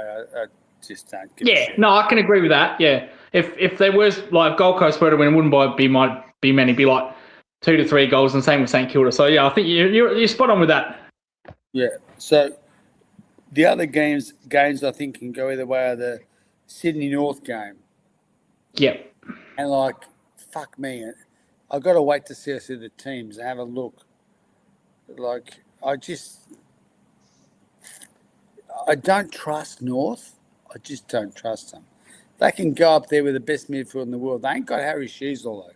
He ain't playing. So they're going up there, and do they even give a shit to win? Like, I reckon Sydney will be so angry to want to win. Do you rate Jai Simpkin?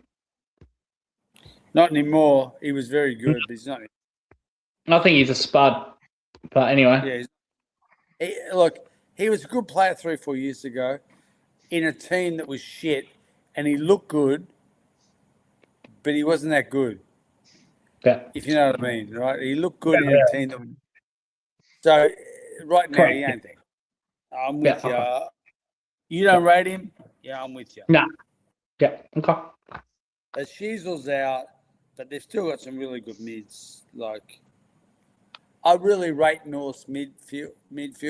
When they're all in, they can really destroy you, but their back line's fragile and their forward line ain't that great. If I was a club and I was going after anyone, I'd go after fucking Trembar. Yeah, he was good last week, but I would just go so after this kid. He could be a fucking star. Like, he missed a crucial shot last week that probably cost North the game. Yeah. But he was very he was good. I can agree with that. The other kid that I like at North is the Warden. I call him the Warden, Wardlow. He's just that pit bull, isn't he? You'd love to have him at your club. Yeah. They got some good kids. Wardlaw, the skunk off halfback. What's his name? Left foot. McKercher? Yeah, he's a skunk. Yeah. He's just like, he's not brave. He runs around the outside, but he's a beautiful kid. He can play. Yes. Wardlaw can play. Sheasel's the fucking star. Yeah. And the other one, and Uniacke. Mate, they've got some good kids. Like, they're really good. I don't think they're coached properly, though. I think that's the problem. I think it's interesting to say that. I think his time's passed. Yeah. His coaching style's outdated. Yeah, I think they need a young coach. Like an Enright. I reckon Enright would be good with them. I can't believe Carlton didn't grab Corey Enright. I swear to God, if I was Neil Baum and I was at Richmond, and I know he's not there anymore, if I was Neil Baum at Richmond, I would go, let's get Corey Enright and see you later, Adam Uze. I would grab Corey Enright. Like, I would grab him so quick. It's like Johnny on the spot. Like, it's got to be the right place, right time. Young guys come in, they make a difference. The right place, right time, and you can be there too long, and it is what it is. Yeah. So, having said that, the Cats, their coach, way too long. Correct. Way too long. Yep. But the only way you're going to get rid of him, mate, is if they bottom out. See, as soon as they bottom out, for 400 years. Yeah, that's it. Yeah, that's it. He won't win you anything unless the opposition around him's no longer around. Like 2022. See, I don't rate that year, Bergsy. That year, 2022. Nah, neither do I. Don't get me wrong, we won it, fantastic, but let's look at the teams around it. Let's dissect that. Right? Collingwood was a year before. They were good. Brisbane not in the conversation. Melbourne did their one-hit wonder thing. Sydney, always there, but we know their grand final records. Hawthorn not there. There is hardly any competition. I think our best competition was Collingwood, and they were a year early. Because a year later, they won the flag. So I think we hit the... Yeah. I'll tell you about Geelong. Right? So we have no plan at Geelong. We just perform every week like seals. And we compete and we stay up and we stay relevant. Yeah. And if we're really good, everyone else will fuck up and we'll win. Correct. Yeah. That's what they do. So, and that's why there is no 3 or 4 year powerhouse time when we fucking dominate everything, because we don't plan enough for that. We just go, we're just going to compete every year and be okay, and then all of a sudden, someone else will fuck up and we'll win. Yeah. That is the worst. That is the worst theory in history. That's embarrassing. Like a fucking or you can do a Carlton or an Essendon and be down for 2 decades. Yeah, but hang on, Matty. Like Carlton and Essendon were so good. No, Essendon not so much. But Carlton was so good for so long. But then they brought in the salary cap, and then that fucked Carlton because they couldn't cheat anymore. And so they've been fucked for fucking since '95.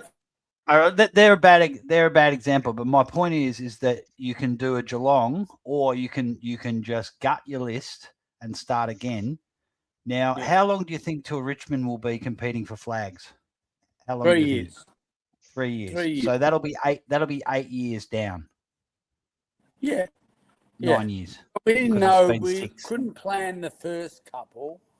And so, like, we played finals we won 17, 19, 20, played finals in 22, and we're really stiff not to go further. But then that's it. So so we might be back in 28, 29. It's better than 35 years. I'm going to ask Matt this question. So, Matt. Yep. Does your 2023 team beat our 2022 team? Oh yeah, we should have beaten you in 22. Yeah. Yeah, it's just that you were lucky enough to get Sydney on grand final. I agree with that. Yeah. And as Berg said, we waited for the right time. We were around for that long. There was no competition. The one-hit wonders left. Collingwood was statistically. This Collingwood's 23 team beat Geelong's 22 team. Yeah. Is that the question? Yeah, there was. Yeah.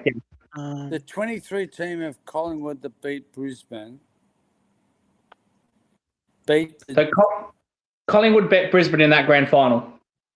Yeah, and then the Geelong team that beat Sydney. Yeah. Correct. Yeah, they smashed them by 100 points. Yeah, it was over at quarter time. Yeah. Okay. What do you think, Bergsy? What do you think? If someone said that to you, I just think that Collingwood, every time they go into a grand final, they probably think they're going to lose. So I wouldn't like them to play Geelong. They'll probably lose. Okay. They usually lose. Yeah, no, I get that. We have got good records against Geelong, but against Collingwood. But Collingwood were a year more advanced. And Brisbane also, they came up as well. Yeah, I just think we got everybody. Yeah, and it's good we won it. Well done. We won it. We won it that year. Fantastic. That's great. But yeah, or you don't tell the other Geelong fan base that, Bergsy. You get absolutely murdered if you said there were no competition in 2022, mate. Did you know? Get murdered. I just love that you're putting so much thought into it. Yeah. Collingwood no good. I'd rather Geelong win that flag. So if you want to say Geelong, Collingwood, I'll take Geelong. Yeah. Okay. That's just because you hate. That's because you hate Collingwood more than Geelong, Bergs. Probably. We see you. When I was a kid, in the 60s, 70s, I'm sorry, but you two guys, you didn't win anything. Geelong, Collingwood won nothing. It was all Richmond, Carlton. Geelong, Collingwood won nothing. So my deep hatred doesn't sit with either of you teams. I kind of like Geelong and I like Collingwood a little bit. It's Carlton that I hate. And you don't like Essendon?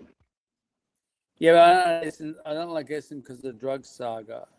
That's the thing that, in all honesty, that's the thing that sits really hard with me in my heart, because I had 3 or 4 kids that went to Essendon and got caught up in all that, had to talk their parents through it and what to do with it. So for me, what they did was horrendous. And so it's just me and Essendon. I just don't. If I was running the AFL, Essendon wouldn't have a club. They wouldn't have a club. It's just me. Okay. So we're doing a poll. Guys, vote in the chat if you prefer to be Geelong, who's competing every year, win a flag every 10 years, or Richmond, who might stay down for 7 but might come back and win 2. So we'll put that in the question. When you wrote it like that, of course everyone's going to pick one. You should have said who are down for 7 but win 3. I couldn't fit it all. So there are possibility of coming back and 2 flags. I couldn't fit it all in the thing. That's all right. So what we're saying is Richmond might be down for 7, but they come back and they might be a dynasty again. Yep. See, I'd take that. I'd take 2 because you said guaranteed. Like with Geelong, we've been there every year, but we've only won 2 flags under Chris Scott. That's a poor conversion rate. That's a really poor conversion rate.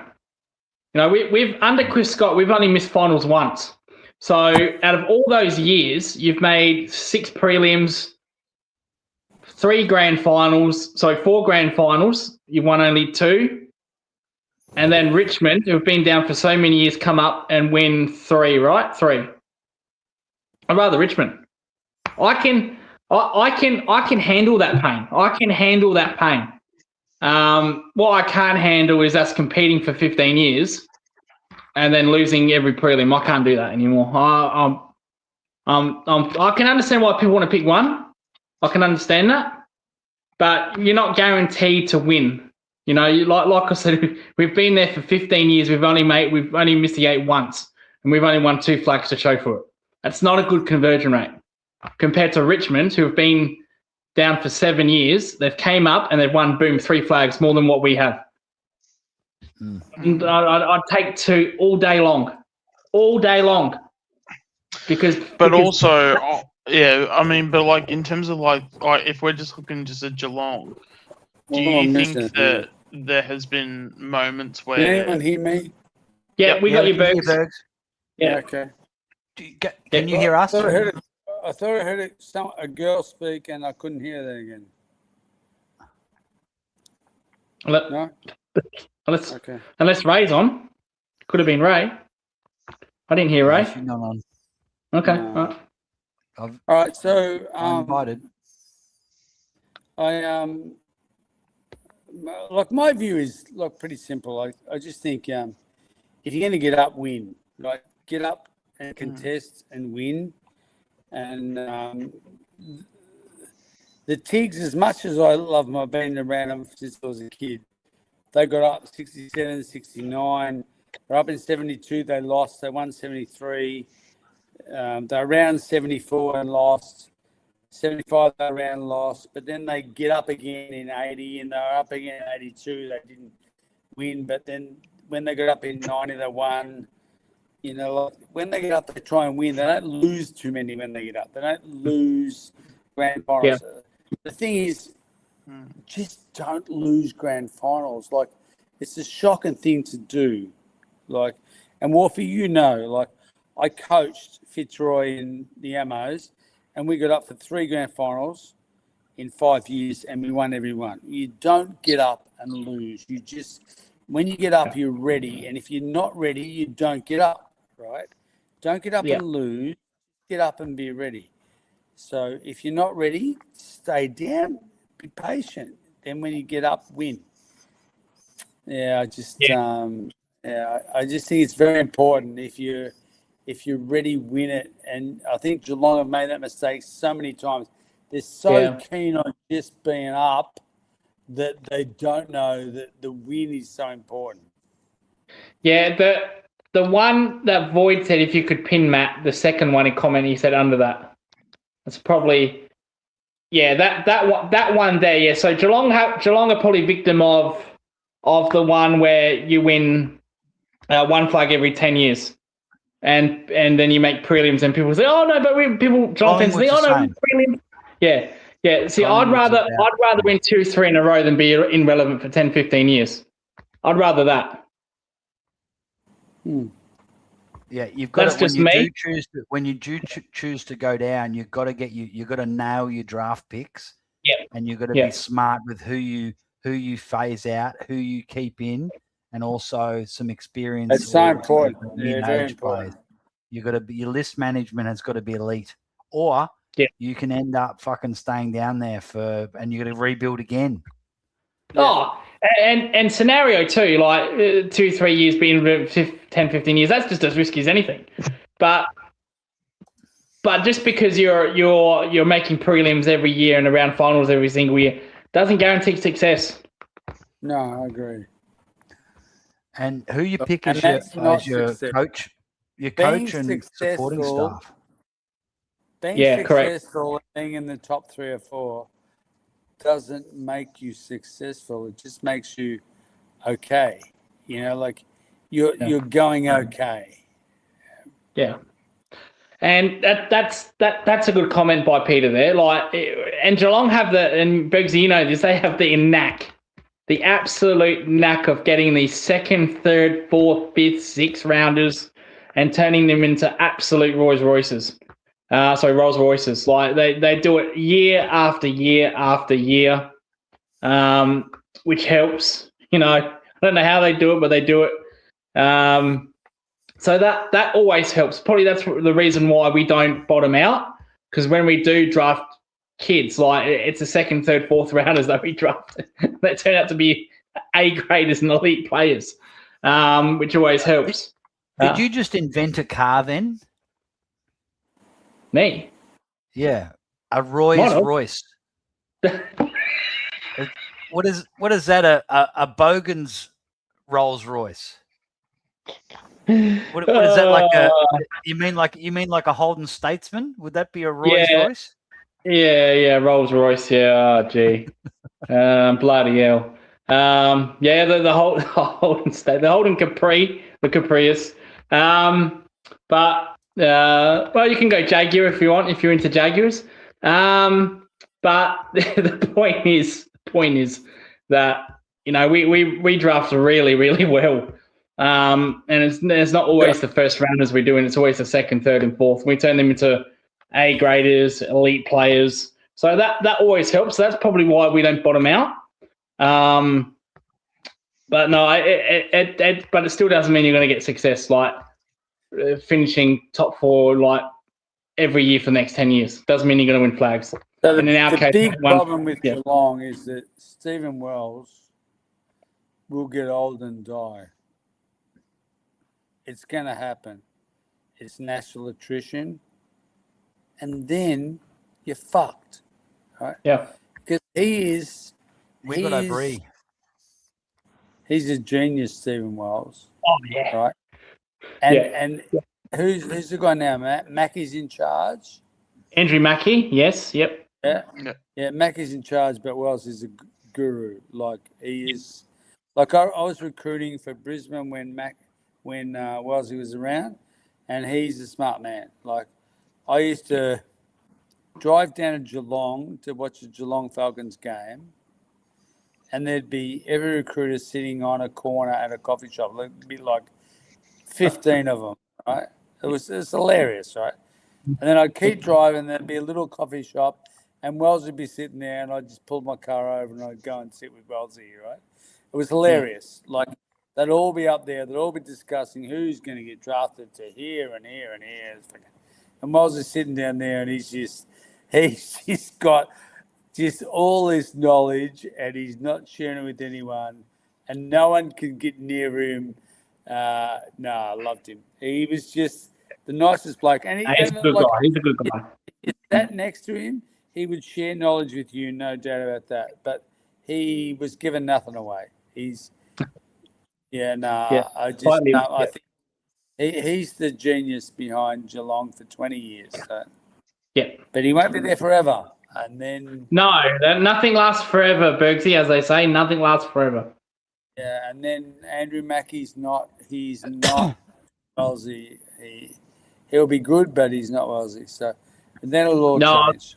I was disappointed with Mackey in the trade period last year, but it's bound to happen. No. You can't keep having runs like this, like Geelong are with their drafts and their trades. Look, you do well because you've got unlimited farm stock. It's amazing. And so you can get multiple players for multiple years. It's incredible.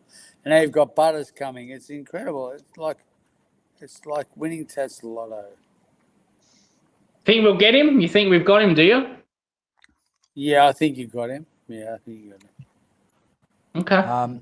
Guys, we're just going to open up. So if anyone wants to jump on, I've just put. I think Chris wanted to. Yeah, you can jump on, Chris. I've just put the link in the chat. Yep. So any Carlton boys want to come on and go toe to toe with Bergs? Oh, fantastic! Can't wait. You know what would be good, Lucas? Wouldn't it be good if we had Bergs and Rocco go head to head? Oh, shit! Fucking hell! That's a heavyweight clash, then. That'd be epic. That would be unreal. Maybe old-time Carlton and Richmond fans. Next week, maybe. We'll see, because Rocco is one of the main hosts of the Jumper Punch, and they have like a 3-hour stream before this, so we might have to arrange it on a different night. Oh, I've seen Peter and Big Seba, sometimes lose the plot sometimes and get stuck in. Maybe they can get on. Or Seba is saying he's on with David Rees-Jones. Yeah. Is that So the Sunday show? Yes. Matty, his name's Rocco. He'll be Italian wearing Ferrari hat wearing. He is. He's, from Reservoir. Can't wait. Bring him on. Like, where is he from? Reservoir? Be fantastic. Yeah. Can't wait. Yeah. G'day, Chris. Hey, Matt. Hey, everyone. Have you How got you any doing? questions for Bergs? Yeah, when do you expect Richmond will be good? And do you think you'll get Butters? Good question. Do I think we get Butters? I don't know. Like, if I was Butters, I wouldn't go to Richmond. It's a hard one. Like, if your question was when do I think we're going to be competitive, I think 3 years. When do I think we'll get Butters? Look, do we get Butters? I don't know. Like, Butters the question. You just go, I don't know. We'll try and get him. I'd love to get him. I think he changes our landscape and our whole demeanour. But it's a tough one. It's a tough one. I think that we can offer him more than most, money-wise anyway. I think the appeal for Butters to go to Collingwood is he won't get tagged. Good night, Paul. Everywhere else he's going, he's going to be the number one midfielder for like 10 years. Yeah. Can I ask who just said that if he goes to Collingwood he won't get tagged? Well, you're not gonna tag Dacos? Well, that don't work.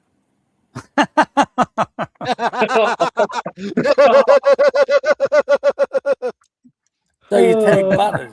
Like, if Butters goes to Collingwood, he's the number one tag. Like, for fuck's sake, you can't tag Nick. Nick's a freak. Well, you're not going to tag Lockie Neal? Oh, fucking hell. Oh, you want all of them? Are we going to, like, Jesus. I'm not tagging Lockie Neal. He's 34. Fuck. I'm tagging Butters. I'm going to let Dacos run free, and Lockie Neal can do what he wants because they can get it in 100 times. You got no fucking forward line. Actually, Bergs, I'd actually be 2 or 3 goals ago with that fucking midfield. Oh, mate. It makes the forward line look. Our forward line's pretty good these days, Bergs. Oh, yeah. McStay is trying. Fantastic. He's been like one of the best big forwards in the last. He's been the best forwards He's been the best forward in the last 10 rounds. And you know what happens with McStay? He gets fucking injured, and it will happen soon. It always happens. Okay. He's got he's the most injured player in the AFL. Yeah. I didn't feel like he was that injured over at Brisbane, though. I thought he was pretty reliable a forward, Brisbane. mate. Like, you need a forward. I didn't say. Yeah, I'm not saying no to a forward. We're trying to get one. There's not many available though. You don't need Lockie and Butters. You need one of them, and you need a I'm forward. happy to get one of them. Yeah, Jake Riccardi, anyone? Our young midfielders who have merged in the last couple of months, I'd be happy to just get one of Neal or Butters. Yeah, you need one. Yeah. What point did you say towards Neal? Oh, just the guy I've been preaching for a few weeks now. Like, the one thing you can't discount is you've got this fucking raging bull in McCreary. Well, like, that's the thing. So with like Bo potentially having, he could be a better player than you think. We're hoping. I mean, I've been thinking pretty big since he. McRae hasn't let him loose. He seriously hasn't let him loose. Yeah, well, I've been thinking pretty big since the day we drafted him. So you could get Neal and Butters and give up McCreary. Because I swear to God, If I was running Richmond's list, I would take McCreary. 24-year-old, yeah, I'd take him. I would take him and unleash him in there. In what trade value would it be? Like 2 first-round picks? Sometimes clubs make mistakes with players. They really do. What do you think of Houston, Bergs? Yeah, no good. Done. Cooked. Finished. See you later. Music to Matt's ears. He's a zone off. Look, I know what he's good at. He's a zone off defender with an elite kit. He's got to be in the right team at the right place and given the right role. And he hasn't been that at Collingwood. He was that at Port Adelaide, but he hasn't been that at Collingwood. If you give him the right role, he can be damaging. But like he can't play on an opposition player. He can't defend. Like those players, then we rate them highly and give them big money, but they're not that good. Like it's like a Daniel Rioli or a Jack Noble that can run, but they're not that good. Adam Sard, Dan Houston, like fucking dime a dozen. Like you can teach anyone to run off halfback. It's like a fucking monkey. What do you think? What do you think about your Rioli at Richmond, Mozzie? Is it Morris Rioli? Yeah, worst football in the AFL. If he was white, he'd never play. Change your name, he'd never get a game. Sorry, I brought him up. Change your name, he would never get a game. Yeah, I agree with that. I can agree with that. He tackles like a champion because he's third to the footy every fucking time because he's the village idiot. He's got no footy IQ at all. I'm sorry, but like it is what it is. You just got to. Yeah, sometimes you just got to fucking put them to the sword. They're no good. Yeah. Sorry. What about fucking another player that's got a good future? It's Seth Campbell. Your little pocket rocket. Yeah. Yeah, he can play, but he's got to play more midfield. You've got to get a motor on him, playing through the midfield. He's got to be a 25 possession midfielder where he uses his elite speed to break lines. He's almost got to, like he's a baby, but he's got to become a Bo McCreary, like explode. He's got to get stronger. He's got to explode from context. He's got some tricks, but he's just in a program where they just accept mediocrity, like Now, let's not forget who first floated the idea of Houston getting traded. Yeah, you loved it when I'm getting traded, yeah. He's no good. Yeah, that was actually pretty incredible today. Seeing that. What are you paying for him a year, Matty? 900. That's fantastic. Yeah. What are you still paying for Brody Grundy? There's still money there. No, that's off the books now. That's one of the reasons we can afford. I don't think so. No, we've paid it all. No. It's all done. That's one of the reasons we can afford the free agents. We've got the Bobby Hill off the books. We've got Grundy and Treloar off the books now. Because what they did, they were paying like a couple of $100,000 each for them. And they just paid all of it in one go. Fantastic. So we've been paying that for a few years. Mm-hmm. Brody was my favourite. You're paying Brody Grundy. Brody was awesome. He was awesome until he signed the big contract. The thing that made me laugh was anyone who's paying Brody Grundy not to play for him are fucking insane. He is a fucking gun, Goodwin. That was my favourite. Goodwin. I can't fit him in my team because I've got no forward line. I could put Max at full forward and play Brody in the ruck, but I'll play Brody in the twos, and he'll be the second best ruckman in the AFL, playing in the reserves. I'm a fucking genius, and I'm going to get the up. Like, what the fuck is going on in your head? Like, my God, it was like Dumb and Dumber watching him coach. He's the most stupid coach ever in AFL history. I used to look at him in the box and I'd swear he was drawing Hangman on a piece of paper because he had no idea what's going on. He's a fucking idiot. Like he's the complete fucking imbecile. Oh, gee.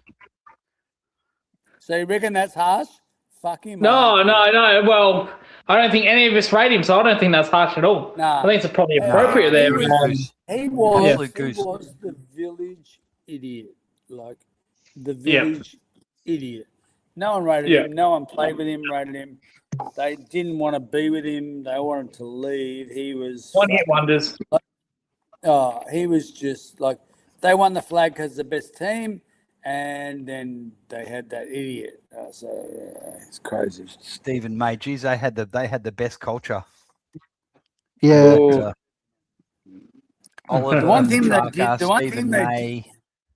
Wolfie, the one thing they did do was that they could not defend at all, not even a little bit, and they went and got Lever and May, and they set up well behind the ball, and they won a flag, and then it was all over because then May took over with the culture and it was fucked, and it was fucked. And then, I coached Jakey Melcham. Jakey Melcham said to me, he goes, Stephen May is the greatest fuckwit I've ever played with in my life. Was that before or after they had a punch on? No, that was before, and then he fucking smashed Stephen May. And Jakey I still could fight. can't Jakey believe had like that. about 8 bouts as a boxer. Like he could fight. Jakey was really good. Oh, the milkshake, yeah. He was very good, Jakey. So, he's still playing that team. Like when he's fit, he plays. When he's fit, he plays, and he plays well. He kicks goals. Jakey's still valuable. Like it took his last year, but he's what he's. Especially as well, I feel like Stephen May's brain needs to be studied. Like how you can. What have else are we enough talking drinks. about? Just like Stephen May in terms of how we. You want to talk about Melbourne? Hey, Bergs, can you hear? Can you hear everyone? I'm trying to. I think I am. Yeah. Just talk again, Can you hear Shawnee. Sean? Yeah. Hello. Yeah, Hello? I can hear. Yeah. Hello. Yeah, Hello. all good. Hello. Yeah, I can hear. Yeah. All good. Alright. Because I was just Can we I talk was about just saying Melbourne? when it comes. Yeah, I was just saying it's just in terms of Can you Stephen hear me? May, I I can't just hear. have no idea. No, I don't think you can hear Sean. I don't think you can hear Sean. All right, I so think I you need can to hear come back. Sean. Bergs, Yeah. I'm going to remove you and bring you back. Okay. I think there's some audio issues. Yeah, you couldn't hear Sean. Yeah. All right. So now when I bring Bergs back, no one talk apart from Shawnee, and let's see if you can hear him. Yeah. All right. Okay, Bergs, I'm going to bring you back and just let Shawnee talk and make sure you can hear him. That's okay. All right. Go, Shawnee. Hello. Yeah, are you able to hear me, Bergs? Hello. Got nothing. No. Do you need me? I can leave the stream and come back. Yeah, why don't you leave and come back, Sean? Yeah, All good right. idea. All right. Move Shawnee, yeah? Yeah. Who is Shawnee back for? Pies. Collingwood. Okay, Yeah, Collingwood.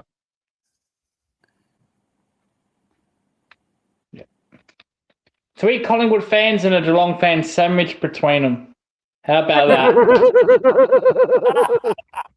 It's like the old days, Matt. All right, Sean's back. Everybody mute yourself. All right. Hello. Is Shawnee back? Hello. Can't hear Sean. No. I've left and come back. I so got maybe no Sean. What is going on? You can hear everyone Well, else. it's Collingwood, so who gives a fuck? Man, I had such good takes too. Damn. I had the best takes of all time. You're there, Sean. Yeah. You're there, Sean. I'm absolutely. He's stuck in here. I can hear him. Hang on. Oh, you can hear him? You can hear him? Hang on. Say hello, Sean.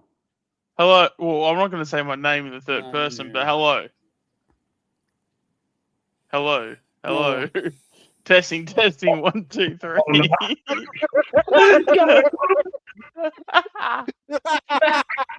Are you, Sean? Are you on your computer or your phone? Computer. Is there any way you can get to your phone, Sean? I guess so. Johnny's got a kilo of what I want to be on. Yeah, no, Brexit, he's going to go to his phone and then hopefully you can hear him. I'll be back. Stefano said you should turn your hearing aid up, Bergs. Mate, I can hear. Believe me, I can hear everyone except him. Is that by design or that's actually true?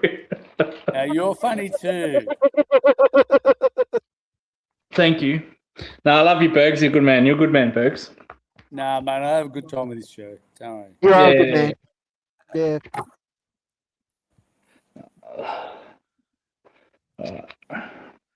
So, are you still having a bit of patience with this Uze fella, Bergs? Yeah, I got no issue with him. Like we are so young and so inexperienced, and our older players are so not giving a fuck. So it's interesting. Like, it's just one of those things. I want him to have one more year, and then we'll see what happens. All right. Sean's back, so everyone mute your mic. Sean is back. Sean's back. Hello. Hi, Sean. Hey, we got there. Hey, he can hear him. It's hallelujah. I was about to say, I've been talking for the last 2 hours.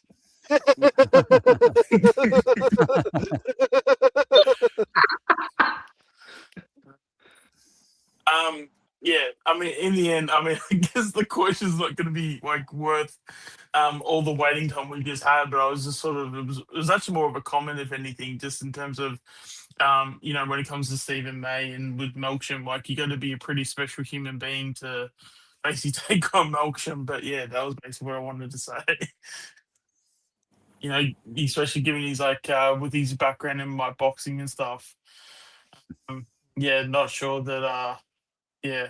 I mean, of course, when it comes to May, like, he would have had certainly a few drinks on him at the time for sure.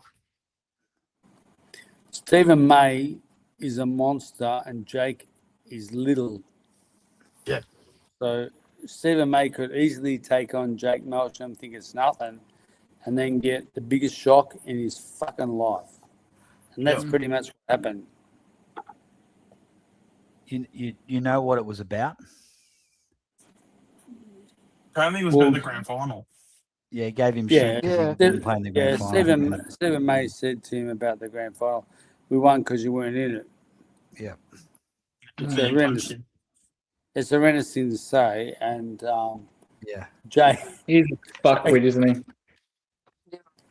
Jake's an aggressive little fucker, and Stephen's a huge tool.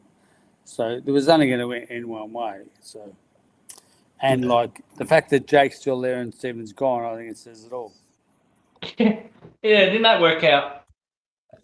Yeah. Funny that. Yeah, because I don't even think he's in the AFL anymore. I think he's not even playing for East Ringwood. Who, May? Jake? May. Yeah. I don't know. Like, once you leave, who gives a fuck? Like, where you go, competition playing. Like, it doesn't matter. Fucking hurt. Once you're gone, you're gone. Yeah. Absolutely. No.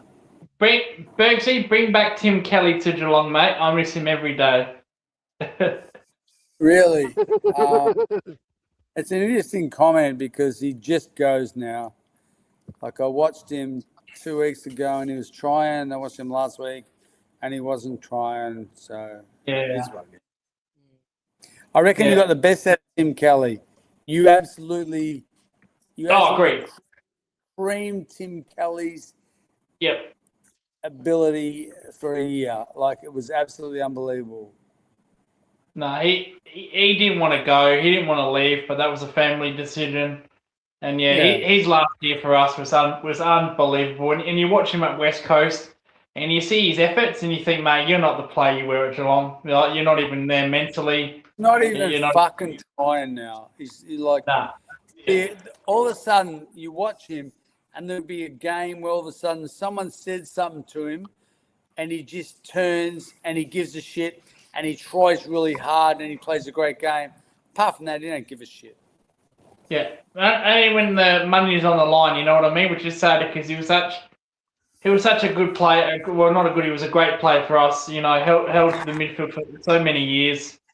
And yeah, when you see a player like that leave, go to another club that he was like kind of forced in a way. Yeah, it's sad. It's a sad situation. But no, you're right. You know, once they leave the team, you know, who gives a fuck? But sometimes you think, you know, gee, you're at Geelong a few years ago. Look at you now. You're just an apps. You just don't care anymore. It's almost like you're just a scrub. You know, you're just playing for your paycheck, and that's a bit sad to see. I agree. I know what you're saying. Yeah, I guess so. But like, it's like, you know, me with the Tigers. I like. I look at Bolton. I want him to play well. Like, I just want him to play well. Like, Shay's a fast tracker. He was in Melbourne. The last couple of years, he didn't give a shit because we're going nowhere. But he's over there and they're going all right. And he's up around and he's bouncing. And the one thing I love about Shay, he's a flat tracker. Like, he needs a hard deck, and he's a very good player. And then I watch Rioli in Gold Coast. I just want him to be bad because Dimmer's just a fucking shit of a human. And then we've got Graham in West Coast, and I really like him. Graham and what's it? Baker. I just want him to play well. Just play well for the team. You know, it is what it is. Yeah. But like, when it comes to Gold Coast, I'll be honestly with you. Yeah. I watched Richmond all the way through. I watched them when Dimmer took over. I watched him all the way through, and he had no tactical nous. None. Zero, zip, nada. He got players in. They were going good. Now I had Asprey in my house for 2 years. I had Alice in my house for 2 years. I watched them learn, and I talked to them, and there was no instruction. Like, I'd watch kick-in. It's I'd watch kick-ins in the lounge room, and I'd go to Brando, what are we doing here? And he'd go, well, they don't tell us. We just kick it to the wing.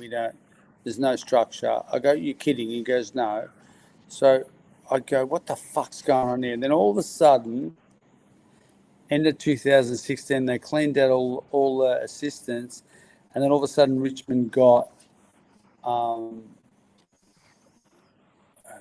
fucking good guy, the forward coach. We had no forward coach, and all of a sudden we had I'm trying to think of his name, Essendon guy. He's there now, I reckon. Lucas? No, it was Carousella. Yeah. Blake Carousella. Blake Carousella got to Richmond, and they just said, okay, we're going to put all these small forwards, and we're going to kick it to Rewalt. He's just going to make a forward crumb. We'll catch it or make a forward crumb, and we'll have all these fucking lightning quick forwards. And we had, at that time, we had Baker and all these quick fuckers, and they ran in there and we kicked goals. Rioli, the other one was, I can't think of his name. But we had all these guys that ran and kicked goals. We had a game plan. And that we didn't have a game plan before fucking Dimmer. So when Dimmer left and they're going, Gold Coast got Dimmer, he's a genius, he's going to do this. So I'm going, well, you better take some fucking smart cunts with him because he ain't fucking got it. And that's what's happened. Like, I can tell you now, seriously, that's what's happened. Like, you get up there and, like, the one thing that Dave Asprey and Brando said was, he said, Dimmer embraced us as a coach. He was really nice to us, but he had no game plan and he had no tactics until the other guys come, and then they come, right? So we've got the guy that's really nice who's got no game plan and no tactics, and we've taken him up there and he's giving him all the toys that he wants. I've got all these new toys, and now I've got no game plan and no tactics. So how am I going? Yeah. I'm sorry, but he ain't winning up there. No chance. They had a great game against Geelong early in the year, right? They smashed us by 50 points. That was that fucking opening round, and you think, geez, these are the real deal. And then they're like, a lot of people forget that they were 7-2. They're in the top four, and then they played Bombers. They played Essendon in the Gold Coast, and they looked horrible in that game. Essendon could have actually won that game. And ever since that moment, they looked absolute shit, shell of themselves. Midfield couldn't get going. Petrarca went down. Barrell went down. Anderson went down. Forward line was a joke. Back line was a joke. Like, it's amazing how quick it can go. And they were fucking motoring. Yeah. Were they? Yeah, I'm with you. But, yeah, they were perceived to be motoring. Yeah, they were top four and premiership favourites. Yep.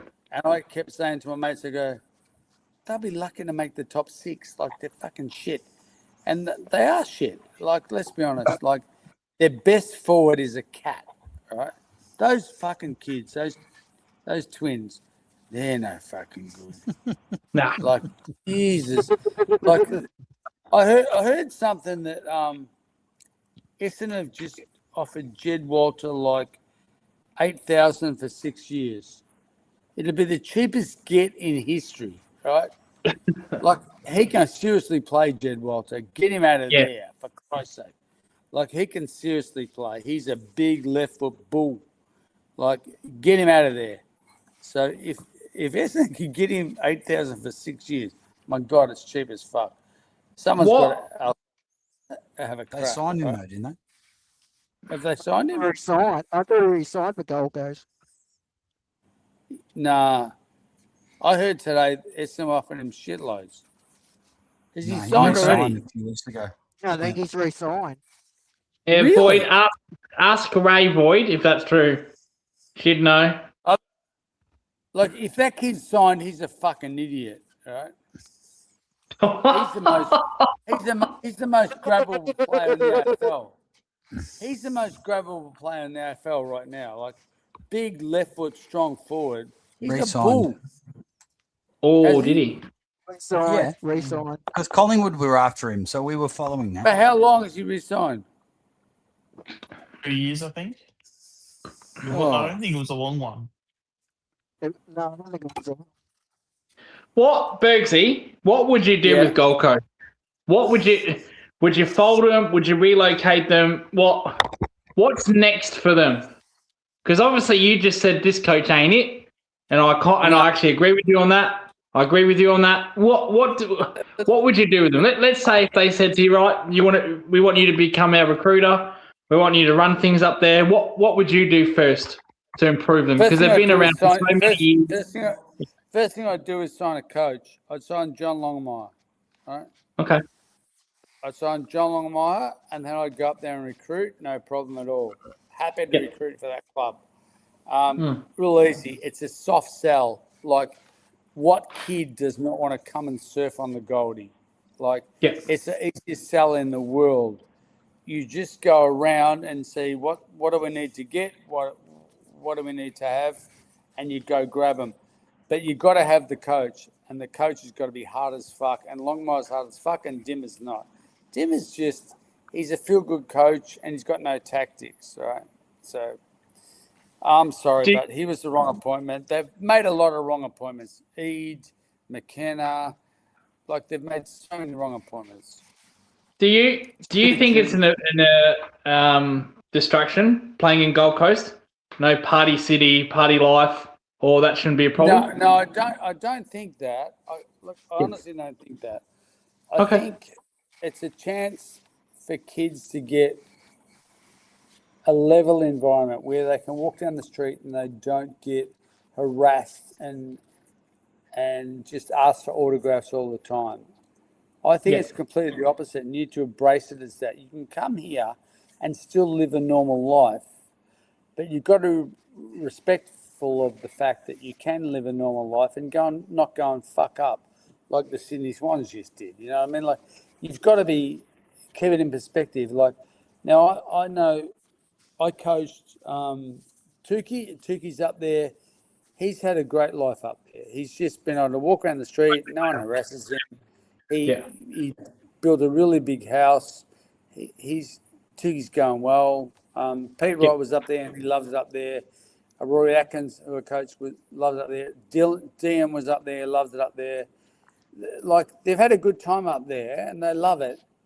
And it's a great time for them. But I'm not sure the club sells the players and everyone else, the players from every other era and every other club, how good it is up there. You are unrecognisable up there. Like, and so many of them under scrutiny in Melbourne, Adelaide, Brisbane. Yeah. You can go to the Goldie and no one knows who the fuck you are. No one gives a fuck about footy up there. So it's just so good. Like, I swear to God, if I was playing footy at 18 now and I got drafted, I would want Gold Coast. I would so want Gold Coast. Yeah.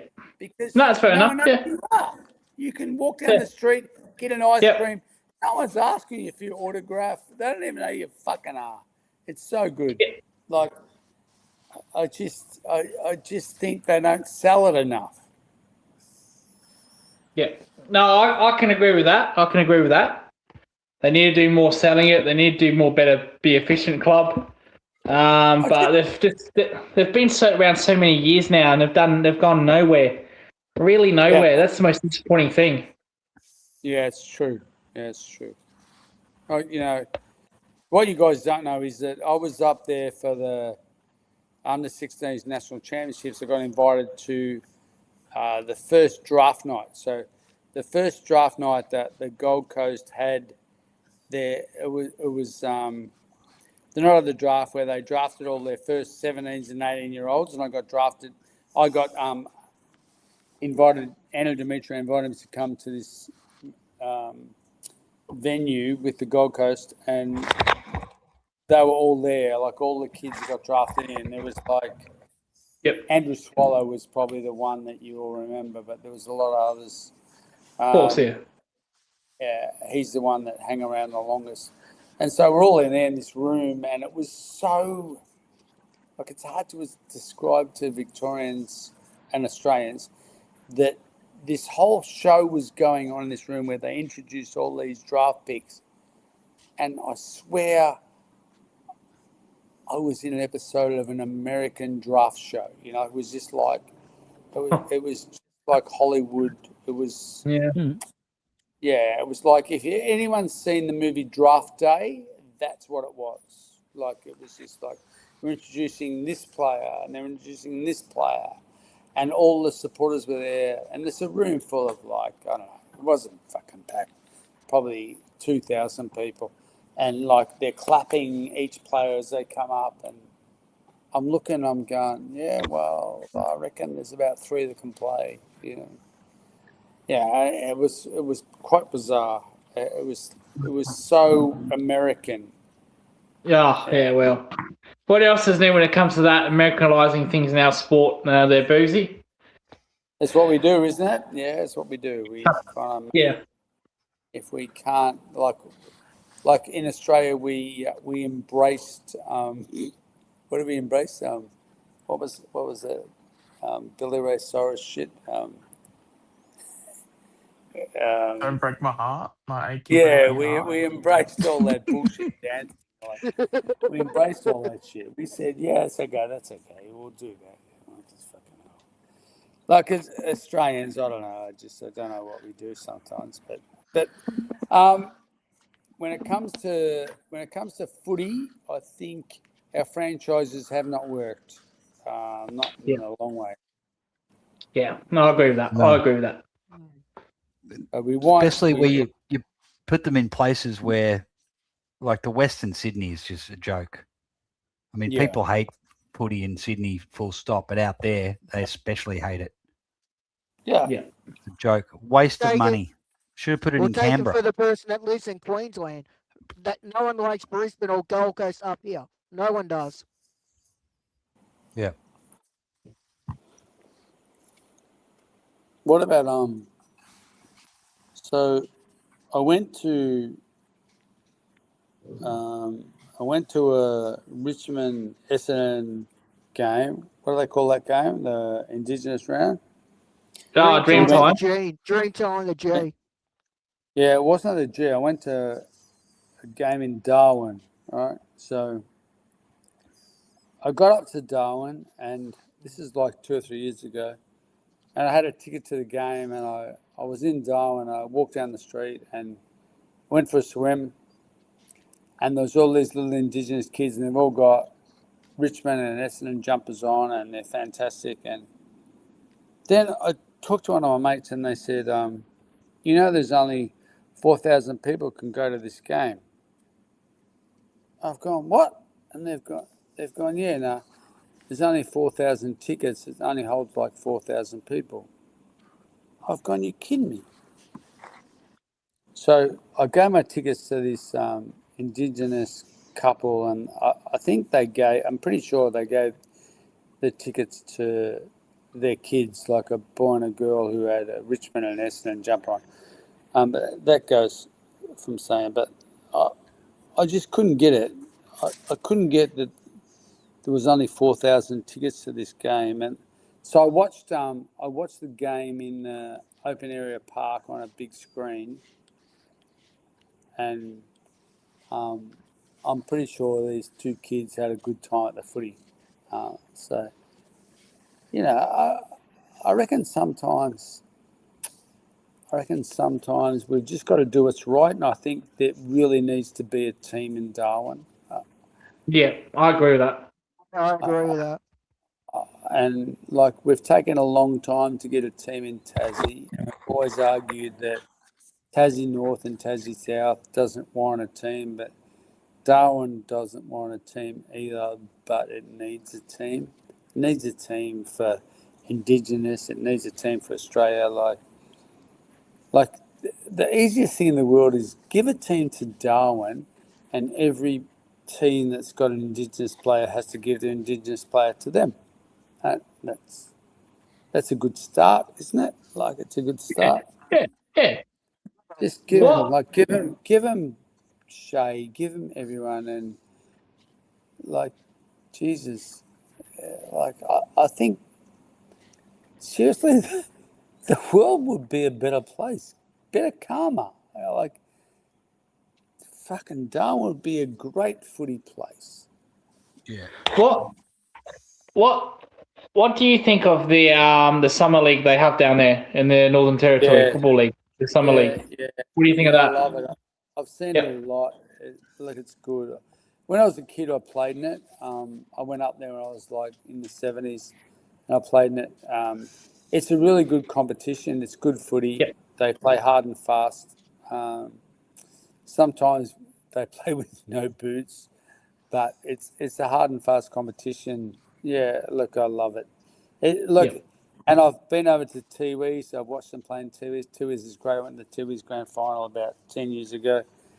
So good. Like, we miss so much. But there's a big issue with Australian footy. Like, we want to say that we are engaged with the Indigenous, but we don't put good coaching in the top end. We put like limited resources up to the top end. We should put elite level coaching in the top end and coach these kids. Like we just don't do it. We grab them, we take them down. If they don't survive in our environment, we spin them back out. Like for every Cyril, there's 20 get spit out that you don't know about. It's just it's shit. We don't do it well. We just don't do it well. And they'll argue with me. They'll argue with me forever, the AFL. But I can tell you now, it's shocking. Yeah, it's sad when you get situations like Stengel, Bobby Hill, and can't do much for him, can you? It's a bad environment. Look, it's about all these kids come in. Like Stengel was always bad. Like he was always in trouble. At Richmond, with the kids that I coached that were there, they told me this kid can seriously play, but he's got some issues.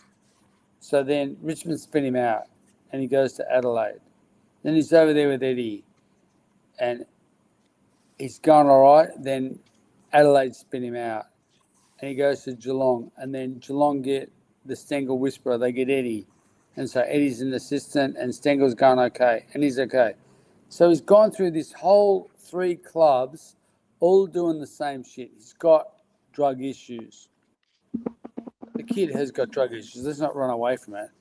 And so they manage it with the right person, and then he can play well. But at the end of the day, he comes out of this program. How do you reckon Tyson Stengel's going to be doing in a year? Yeah. Yeah. Like, what's the AFL's obligation to look after this kid, right? Because they don't give a shit. I can tell you now, right? Zero care factor for this kid. Yeah. Yeah. Well, it's the saddest way it is, isn't it? Guys, I've got to pull the pin. Okay, all good. But Okay. awesome show. Really enjoyed it. It flew past. Yeah, looking forward to the next one. So thanks everyone for joining. Ultimate Greatness, Lucas, Bergs, and Chris. Oh, good. Great Elite fun. stuff. Elite No, stuff. no worries. Loved it, mate. Loved it. Thank you for having It me. was good, man. It was good. And Great fun. yeah, so we'll have to try and tee up another Carlton rep and Bergs to go at it. Wouldn't it be good if we got if we could borrow Reece Jones from the jumper punch at some stage? And Maddie, did you know actually coached against Reece Jones? Didn't know that. Oh, Yeah, coached against Reece Jones. I coached the Reds against Reece Jones. Oh yeah. Wow. Reece Jones was. Do you remember? Was that in the mid '90s, early '90s? No. Do you guys remember when there was a footy program show where they had a team called what are they called? The Sharks they're on something. They followed a team for a year, and Reece Jones was going to be the coach. Ah, okay. And they played against us, and it was hilarious. We played on a Sunday, and he goes, "Oh, I beat you." He goes, "That's pretty good. You won the flag last year." I go, "Yeah, you played against our thirds." Yeah, Reece Jones, great guy, like really good guy, Dave. So if you get him on, fantastic. I'd love to chat to him. Okay, that'd be awesome. We'll try and tee that up. He's a good guy. Thanks so much. We've had a few new people who joined us today, so hope you can subscribe and like and comment and all that sort of stuff. And we're doing about 4 or 5 shows a week now, so Really? hit the bells. Yep. And hopefully we'll see you again. So that's it, guys. Thanks again. Had a fun night. It's gone quickly, but time goes by fast when you're having fun. All right. See you later, guys. Go Pies. Yeah. Go, Yeah, guys. go Pies. Go Pies.